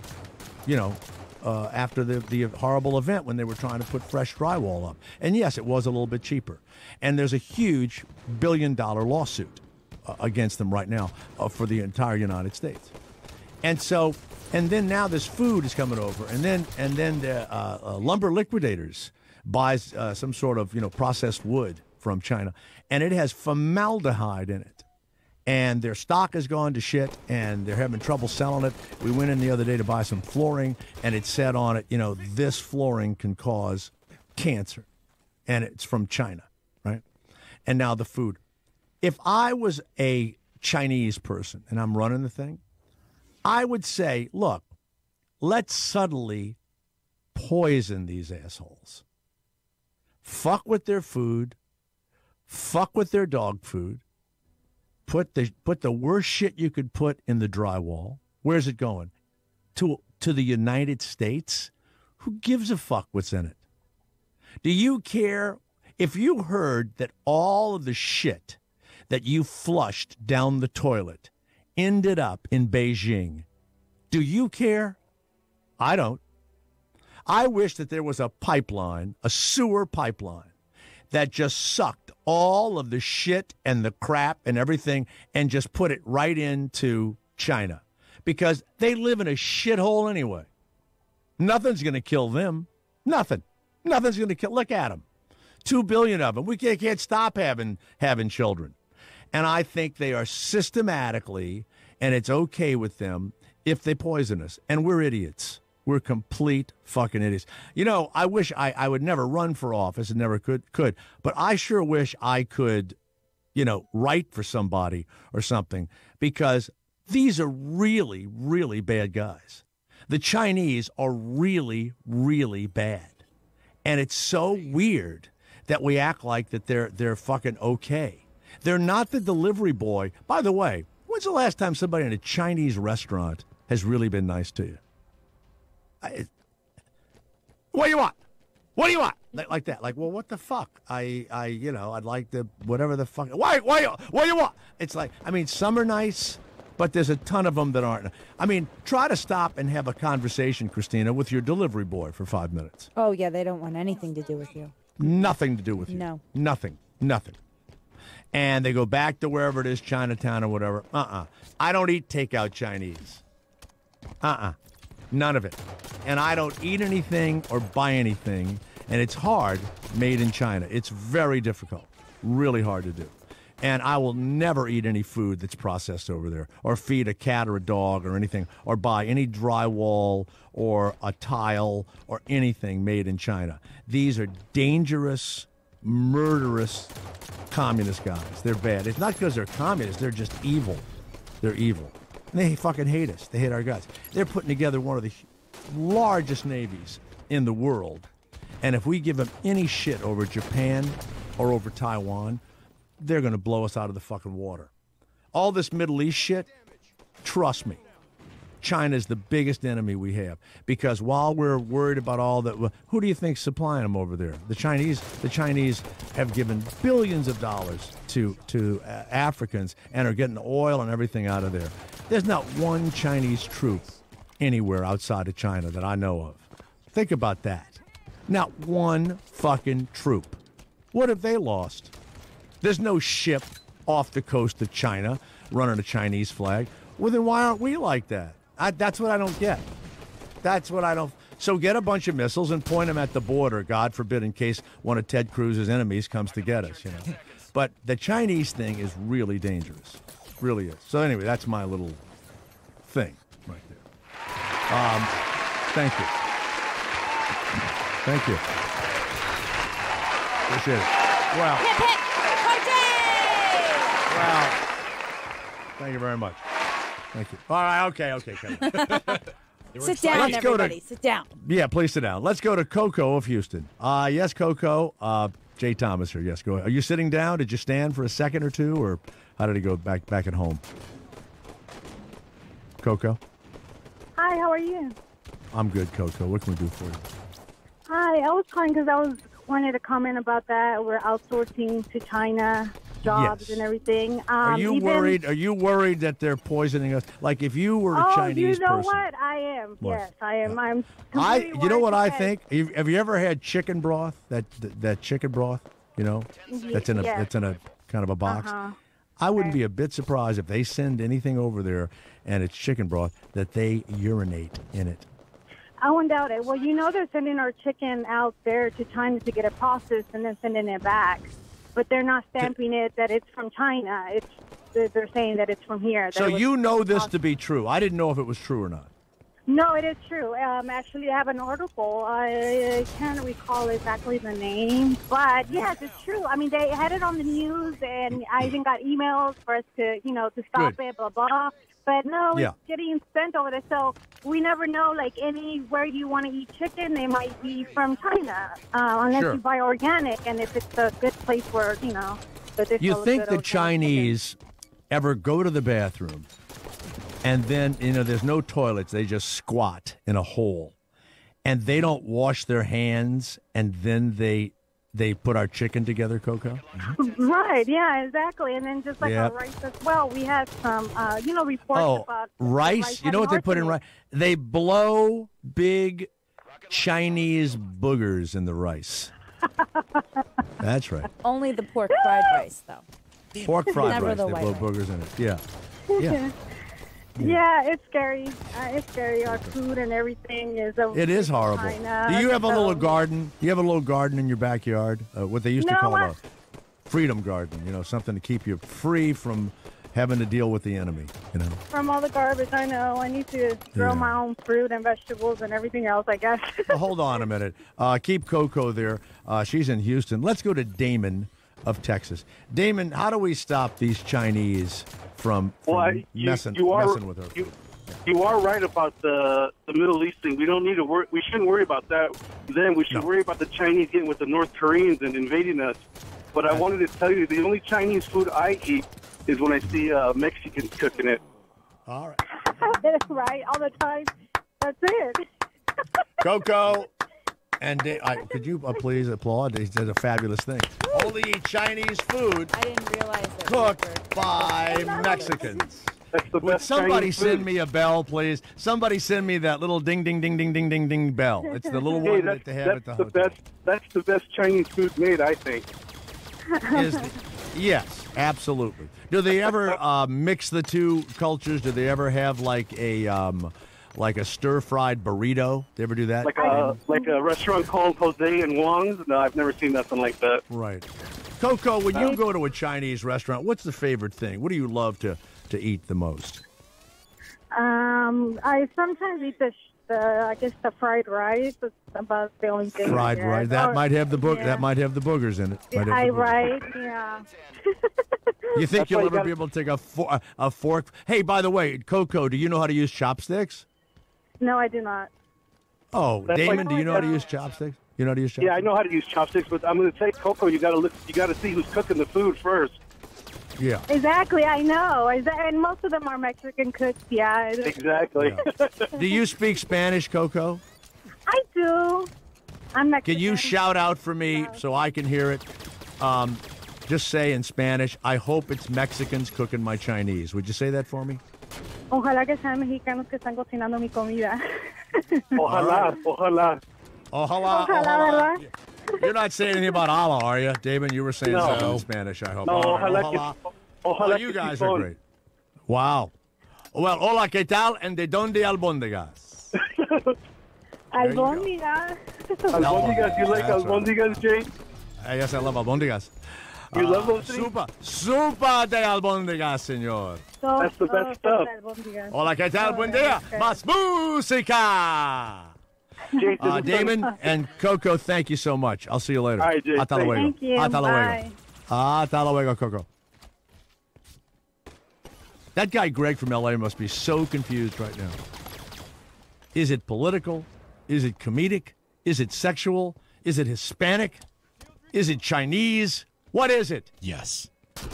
Will of Dayton. Hey, how you doing? Great. Hey, I was just in the truck stop, and they were playing your show over the speaker in there. No, they weren't. Yeah, no, seriously, where, I guess where they have the Sirius display is where Wait it a was second. playing. Wait a second. If they're playing it in a store, we say kind of bad stuff sometimes. That kind of thing never occurred to me, that we could be in a store. I guess in the little section where they have the Sirius, I guess maybe you can hear it more over in that corner. What town is it? What highway is it? What store is it?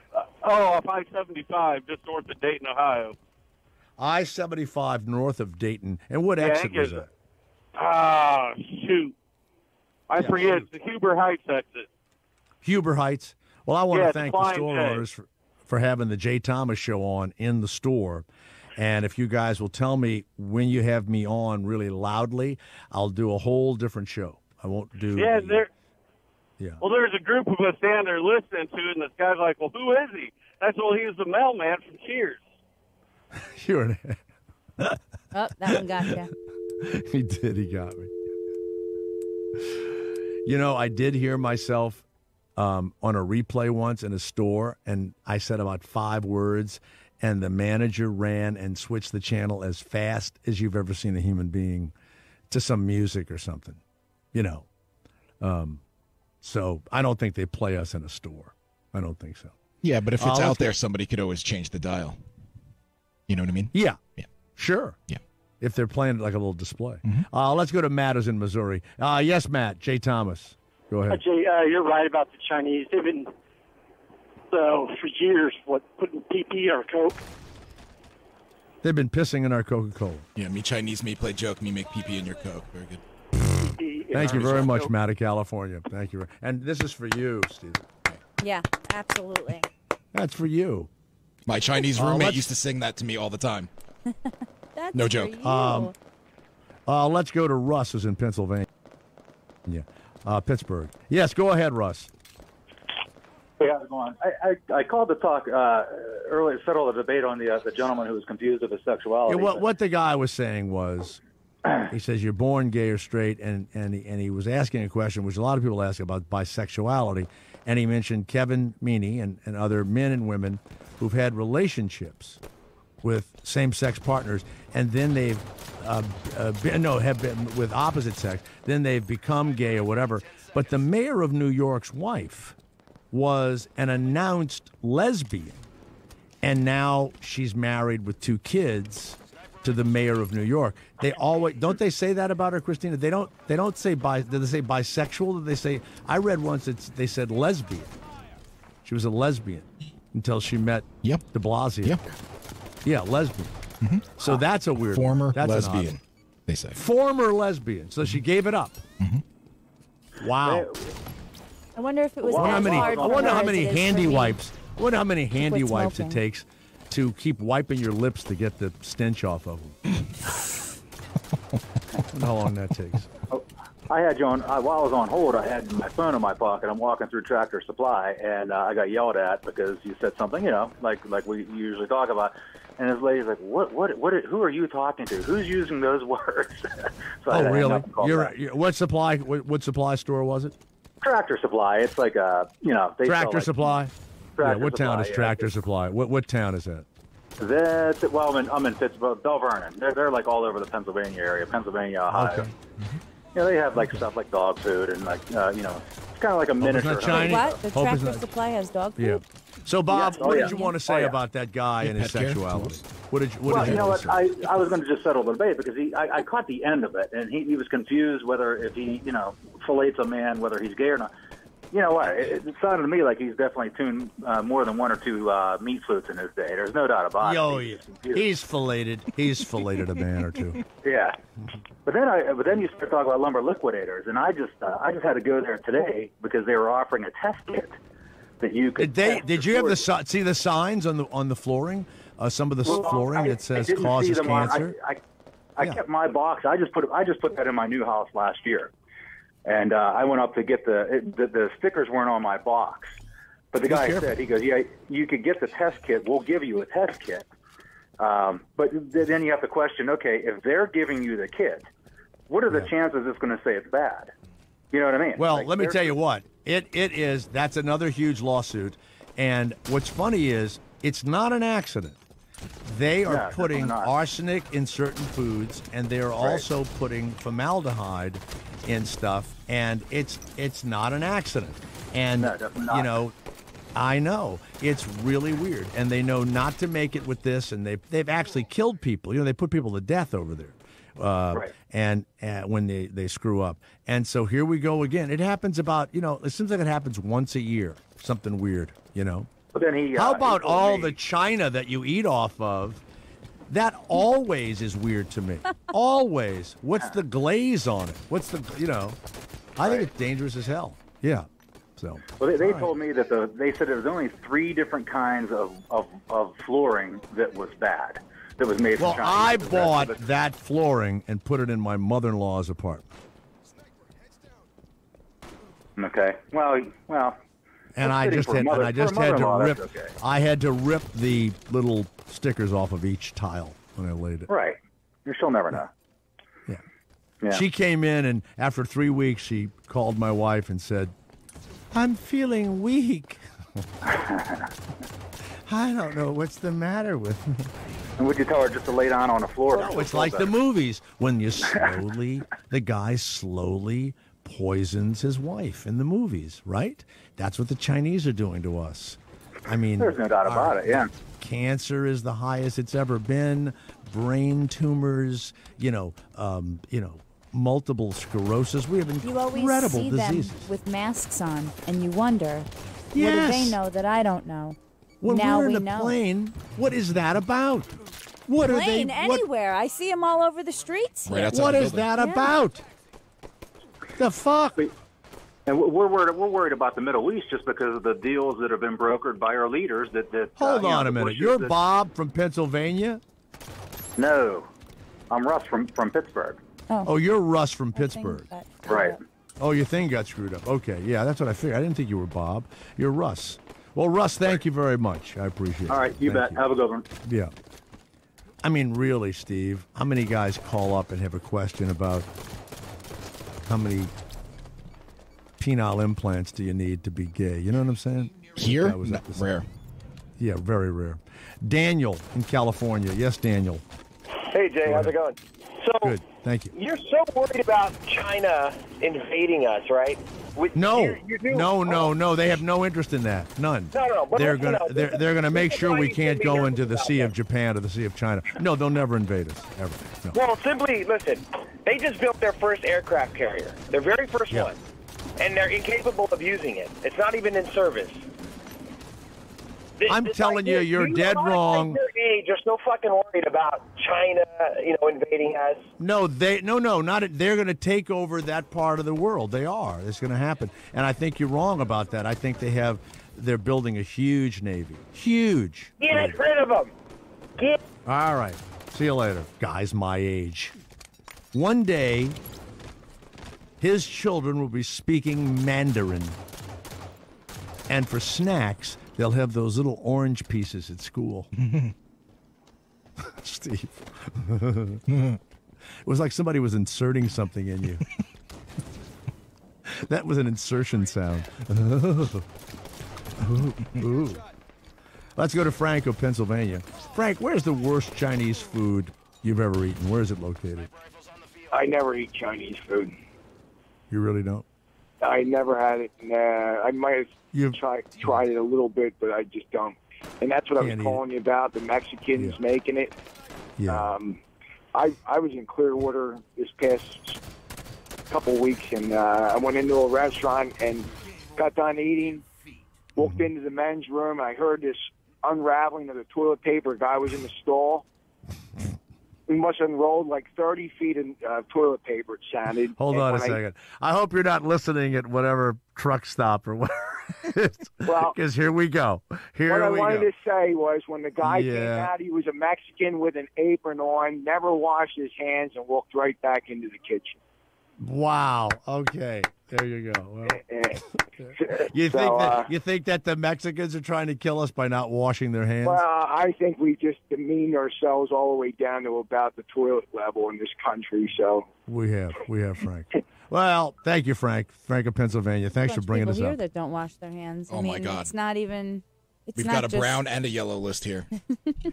Well, I wash my hands many times a day, and I thought I was OCD, but I really don't get a lot of colds. I don't get a lot of. I get the big stuff, but I don't get any little thing.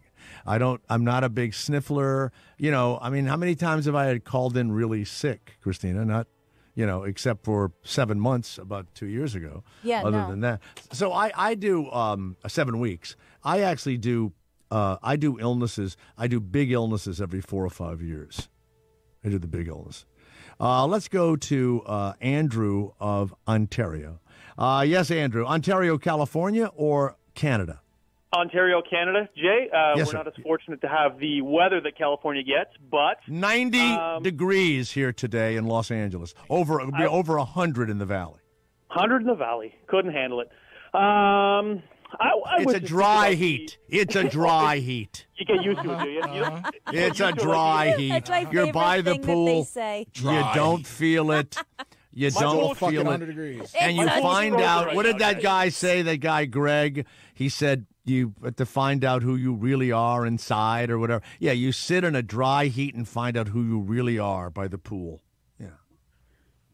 Fantastic. Jay, I'm calling to talk to you about, I've had that theory that you have for years, that we're getting poisoned. We have been getting poisoned for years. One of the biggest contributors to me of that poison that perpetuates that, North America-wise, is Mr. Walton from, Arkansas, I think it is?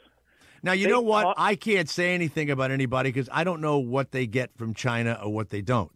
All you have to do is walk through the store.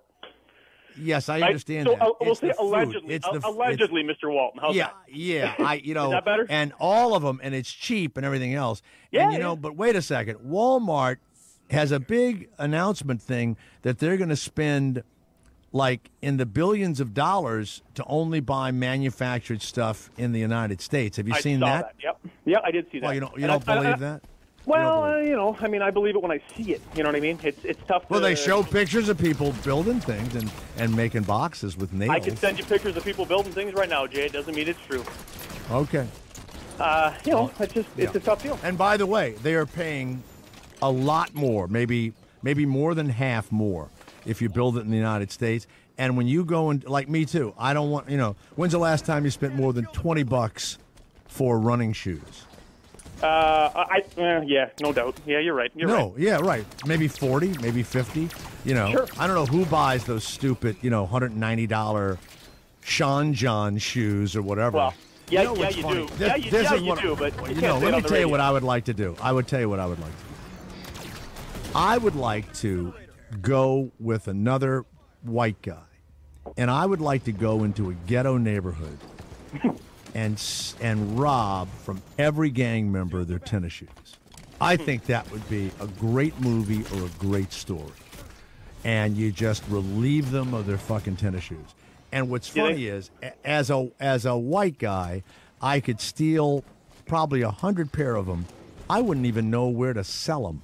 I'd just give them away because nobody I know would ever pay $150. When you do that, you build a closet in your house, don't you? When you got 300 pair of tennis shoes, don't you That's build a closet true. and You have never to wear have them? that. I don't think you'd even make it to selling them because, God, your ass. Oh no, is I'd be heavily so armed. deep. No, I would be heavily heavily armed. Yeah. All right. Good Thank deal. you, Thanks, Andrew. guys. You Good know what talking I to would do? I would go in, surround the gang members. They'd be yelling and screaming. People would be videoing it, and I would say, "Everyone, take your shoes off." And I'd have my minions go and put them into trash bags, and then I would get into these black trucks with black windows and just drive away and leave the gang members in their stocking feet. That's it. That would really embarrass them. No applause for that. That doesn't. Absolutely not. Well, That's all you got. that's all I have. Bob of Pennsylvania. By the way, Sandra Bernhardt is on the way. Hey, Jay, I'd like to say to Greg in California, this isn't a show about nothing. It's a show about everything. That's exactly right. Peanut shells, peanut coverings, Chinese food, all of it. Thank you, Bob. Thank you very much. Let's go to Bill of West Virginia. Can you guys beat Kentucky? Man, oh man, it would be unbelievable if you guys beat Kentucky. Absolutely. Because I love your coach, Huggins. I like the way he's interviewed. They go, can you do it? I don't know. Maybe. I don't know. It's going to be hard. What's your plan? I don't know. I haven't really thought about it. I mean, it was unbelievable. He's like Bill Belichick. And your underdogs, you know what? I think you're underdogs by 13. Man, and they have 4 6'10" scholar athletes at Kentucky going against you. Wow. Good luck. That's right. Good luck. I'll be watching that game. That's right. Look, talking about the Chinese, there's a big controversy this weekend. NASCAR goes to Martinsville Speedway in Virginia. And, one of the big traditions there is the Martinsville hot dog, which has been for the last 50-some years manufactured by the Jesse Jones Company, which is in Raleigh, North Carolina. Sure. And this year, the NASCAR has decided to go to a Smithfield hot dog, which is owned by Shanghai Foods in China. Unbelievable.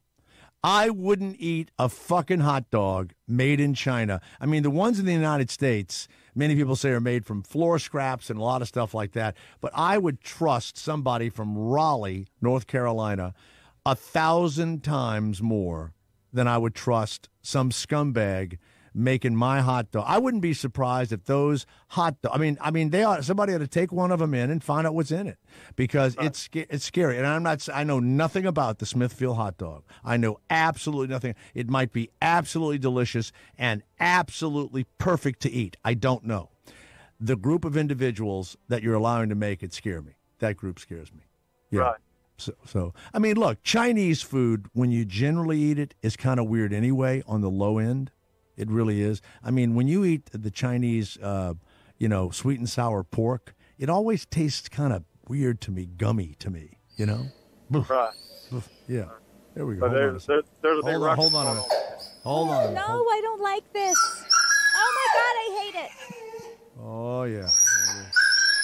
That's a dog being rescued. He's being rescued from Korean barbecue. If you say the words Chinese food to my dog, she loses her friggin' mind. And if you start calling and ordering, she goes ballistic. It's on YouTube. In a bad swear. way or a good way? No, she gets so excited. It's more than anything. Because you give her Chinese? Well, she just when it comes in, she loves the smell of it and she's associated with it. So she just You hear goes that, Bill? nuts. The dog can't wait to get Loves it.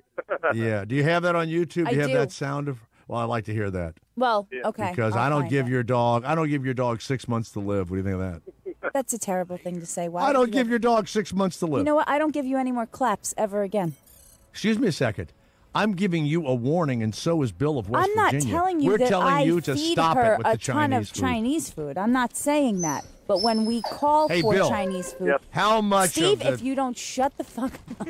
Bill, how about a Chinese person didn't wash their hands, came out of the toilet, and then made her sweet and sour pork, and then she feeds it to the dog? That's a recipe for disaster. Yes, sir, it is. All right, thank you, Bill. Very good luck tonight. Good luck. Great. Hey, Lola. There it is. Lola, what are we going to order? What did we order? What was it? Are you excited? It's very visual. What was it? What's that noise in the background? The TV. Huh? You Lola, sound like an what did we episode order? of Cops. Well, do we get Asian? Asian. Lola, did we That's get... Why do you have the TV on? Chinese?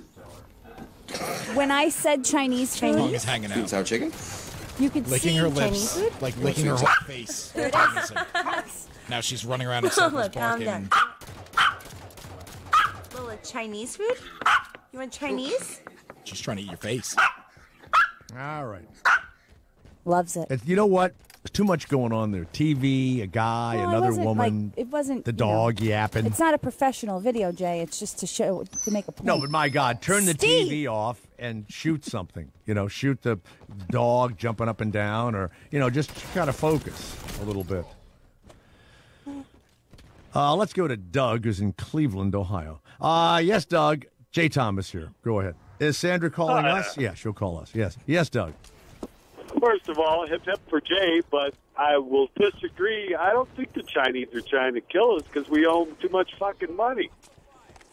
No, I disagree with that. I think that we're going to eventually pay them, but I do believe that they don't like us as a people, and they want to keep us, they're poisoning us slowly but What are surely. they gonna do killed with- my what are they nephew's gonna do dog. with My nephew's dog's dead from Chinese dog food. The drywall I put in my house came to. After a while, the flooring we tried to buy, and I came to this conclusion just the other day.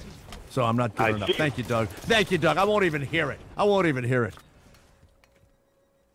Let's go to the wonderful Sandra Bernhardt. What a segue. What a I know. segue from poisoned Chinese dog food and Well, I'm going to say drywall I'm to the marvelous Sandra Bernhardt, who only brings positive, healthy energy. Yes. This, after I tell you what I'm going to tell you, after I promote what you're on the show for, I'm going to tell you something you can work on and do one of your incredible comedic bits about. I'm telling you. Okay. You're going to go. Sandra Bernhardt will be guest starring on several episodes. Is it an arc on Two Broke Girls, or you're playing a specific character and they're going to have you on? Well, I think they left it slightly open-ended. I did 5 episodes, and it didn't end. You know what I mean? It didn't, like, all of a sudden, like, that was it. She was gone. But you never know. You know, you never know with television. But I have 5 wonderful episodes with the girls and the cast who are just amazing. They were so welcoming and so lovely. Michael Patrick King, who created the show and does such a great job with it, was just incredible. It was just a great experience. And it starts airing on Monday night. Joe. What, darling? Joe the chic lesbian owner of a new Manhattan restaurant. Yeah. Now, did you demand to play lesbian? I never want to play lesbians. I'm so burned out on lesbians in life and roles, but that's what they wanted. And I was like, yeah, whatever. You know what I mean? It's always everything on sitcoms is just sort of a throwaway anyway, no matter what you are, quote unquote. Yeah. So I didn't really get too worked up about it. I'm playing gay on a show on Showtime called Ray Donovan. You are? I am. I'm gay on that show. I love that fucking show. Oh, well, one of my favorite shows. Oh, well, I play the guy from TMZ, but they call it Oh, my God. Oh, you were so good. You didn't know that was me? I didn't. You're so good. I didn't know it was you. Yes, yes. Better than normal, that Jay Thomas. Yeah. Wow. Congratulations. Yes. Yeah, it's been fun. It's been a lot of fun. Yeah. No, you were very, very good. You were kind of playing that what's his name, the TMZ guy. Yes, that was a great role. It's a great show. So here's what I was saying about the Chinese, Sandra. Yeah. I went to buy some flooring, and there's a big sticker on it. It says, made in China, and this flooring contains formaldehyde and may cause cancer. And I said, what the? And it was like, $1.20 for a tile or whatever. There you then go. I found out that Whole Foods has this 360, it's a local brand of theirs, organic and all. And I just found out they send all of their food, maybe it's grown over here, whatever, they send it to China to get it processed, and they cook their soups over there, right? What? And yes, I know. I gotta say, I'm getting so sick of Whole Foods, and sometimes I see things, and and they're on their, and also it's like whatever they promise, they haven't kept their promises. Half the produce is not organically grown, and it's just like, hey. Well, we have to be careful because we can't prove that. So, in your opinion, half of it's not or whatever, not organic. No, they say no, it's not organic, and it's. Oh, they do say it. Yeah, and I went in to buy some potatoes at one of the Whole Foods, and they weren't organic. I said, "Are these GMO?" Maybe the guy didn't know what I was talking about. What's GMO mean? Genetically modified. Now, why is that? Monsanto. What do they do to that? What do they do to that? Why do they do that, or what? Yeah. It's because, don't they put stuff in it so the bugs don't eat it? No, they do it so that their Roundup, weed killer keeps working. It's a whole demonic, circle of hell that Monsanto has created. Well, here was my opinion. I think the Chinese hate our guts, and they don't mind if they send this terrible drywall. The Chinese hate us, but so do a lot of Americans hate their own people. Which is worse? So this is even a better conspiracy. We're actually killing ourselves. Well, yeah, because it helps control, it helps control all the farming, and it's all this sort of unified way of growing. It's Now, do you have some comedy here? Now, I've given you a great idea. Well, give me a minute. I'm just upset. You're telling me about your dog food from China. I mean, one time my nephew's dog died, and they traced this back to some Chinese dog food. This is about, I want to say, 7 or 8 years ago, and the dog dies this horrible death, and they traced it back, and there was a bunch of recall, and it was dog food made in China. Absolutely. Yeah, and of course they poison their own people with the milk for the babies. Remember that whole scandal over there?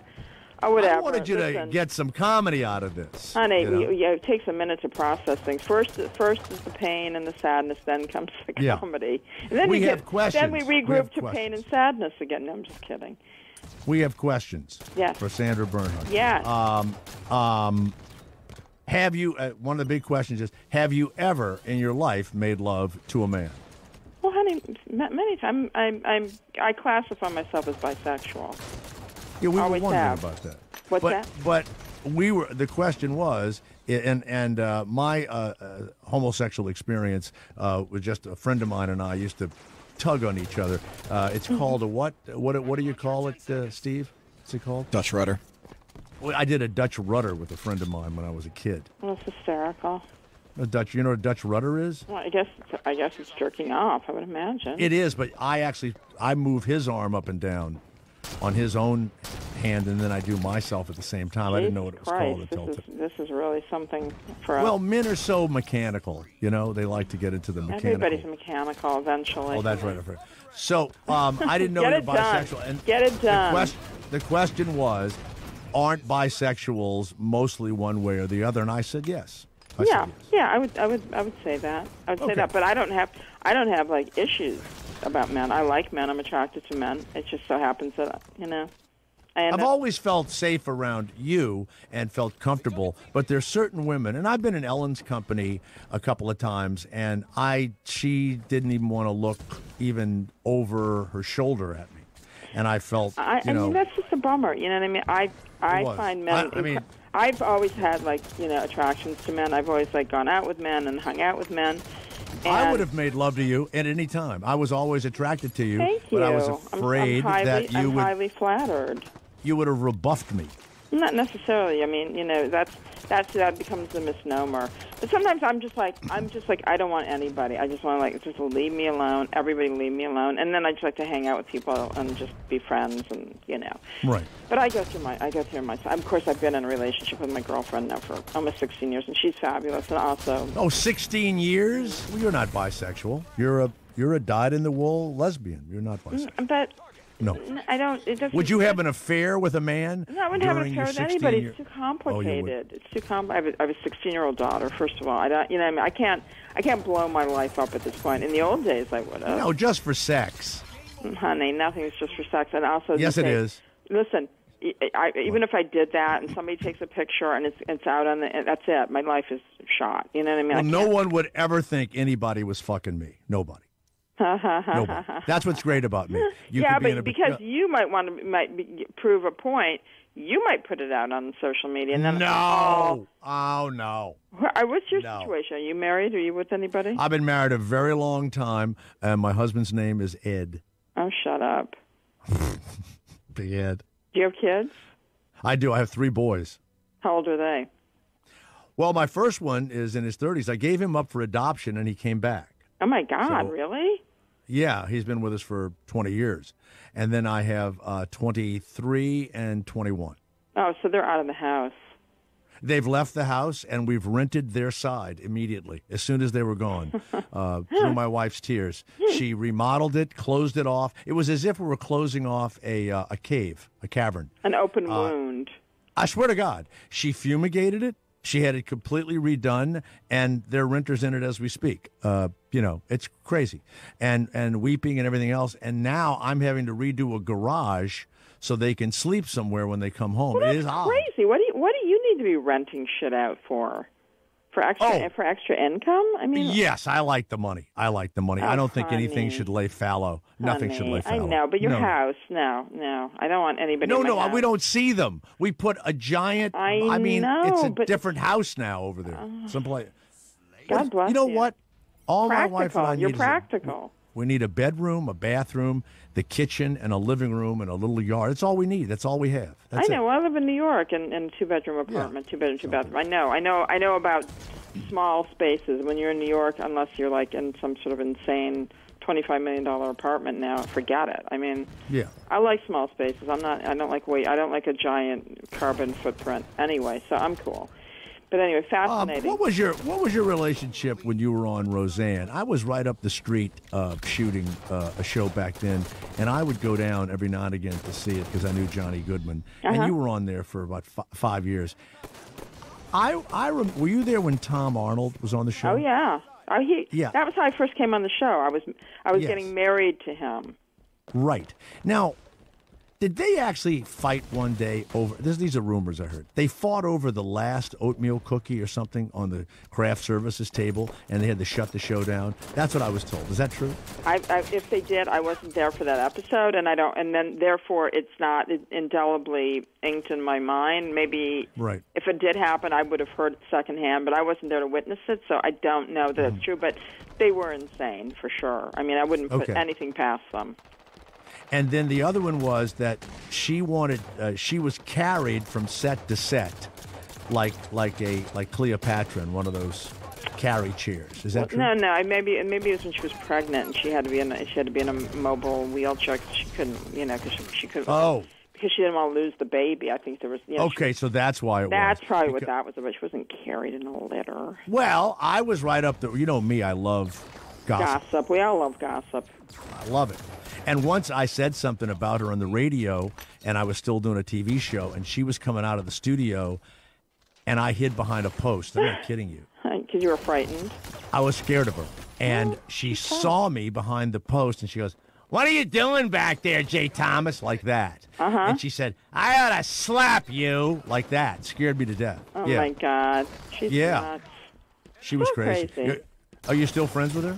I am. I haven't talked to her in a while, though. She goes dark, and then I don't hear from her, and then we You seem like you could go dark, Sandy. No. That is so not me at all.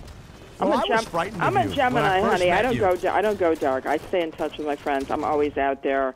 I don't go into depressions. That's never been my You thing. were scarier when years ago in LA when I met you. You were scarier. Of course that is my persona, my thing.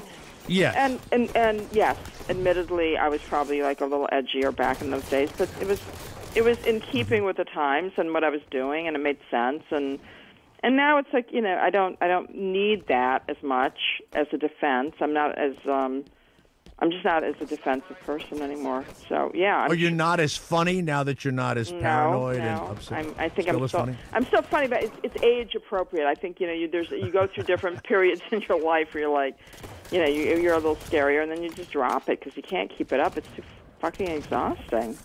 Yeah. Well, that's good. And you have a 16-year-old what? Daughter. Girl, boy? Daughter. Yeah. Now, do you sit down with her and how do you explain sex to her? Do you have to go bisexual sex? You do the birds and honey. the bees? The kids these days in New York City don't need any explaining. They know more than I do. I mean, she is. There's no explanation about sex. We don't talk about like the mechanical aspect of it. Really?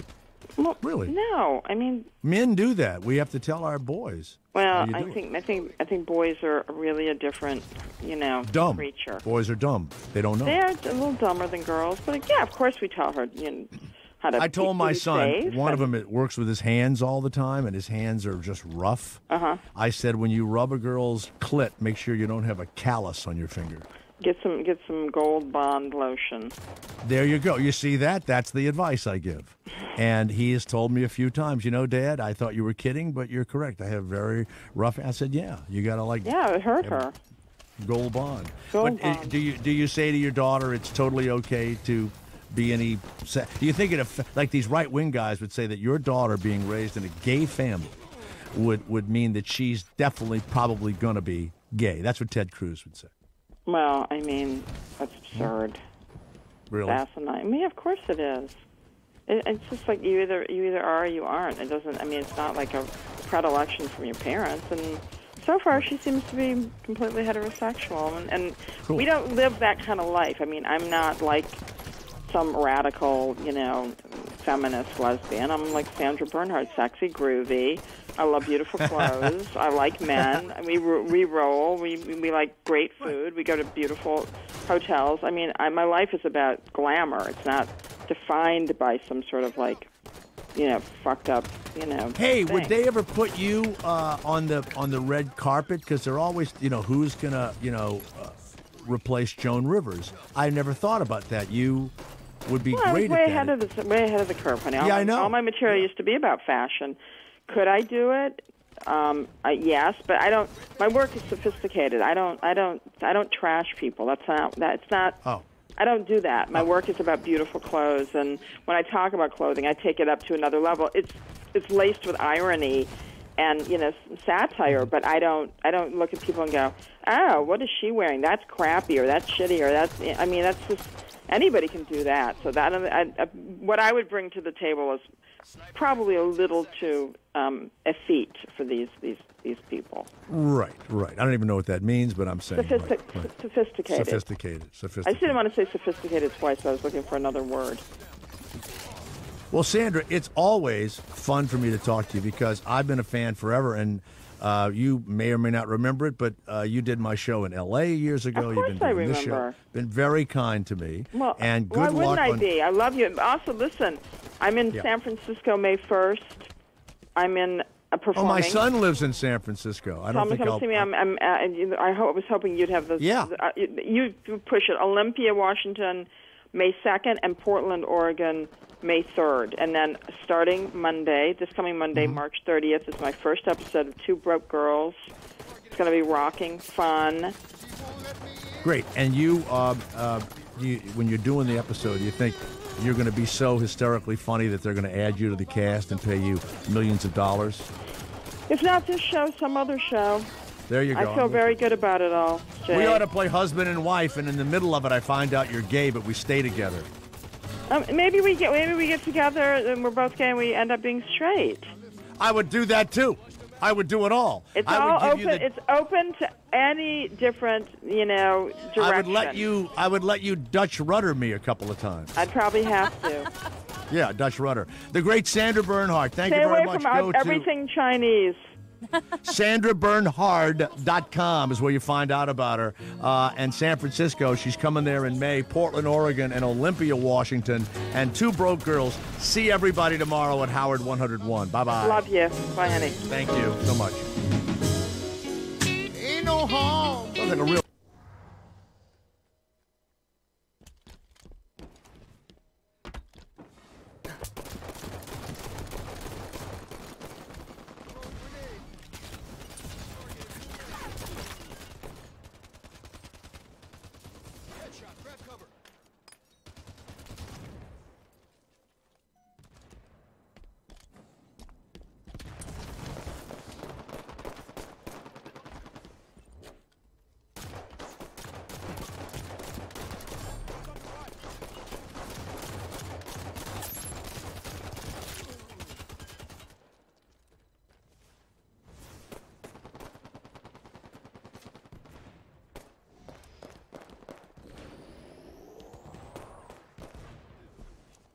Game over.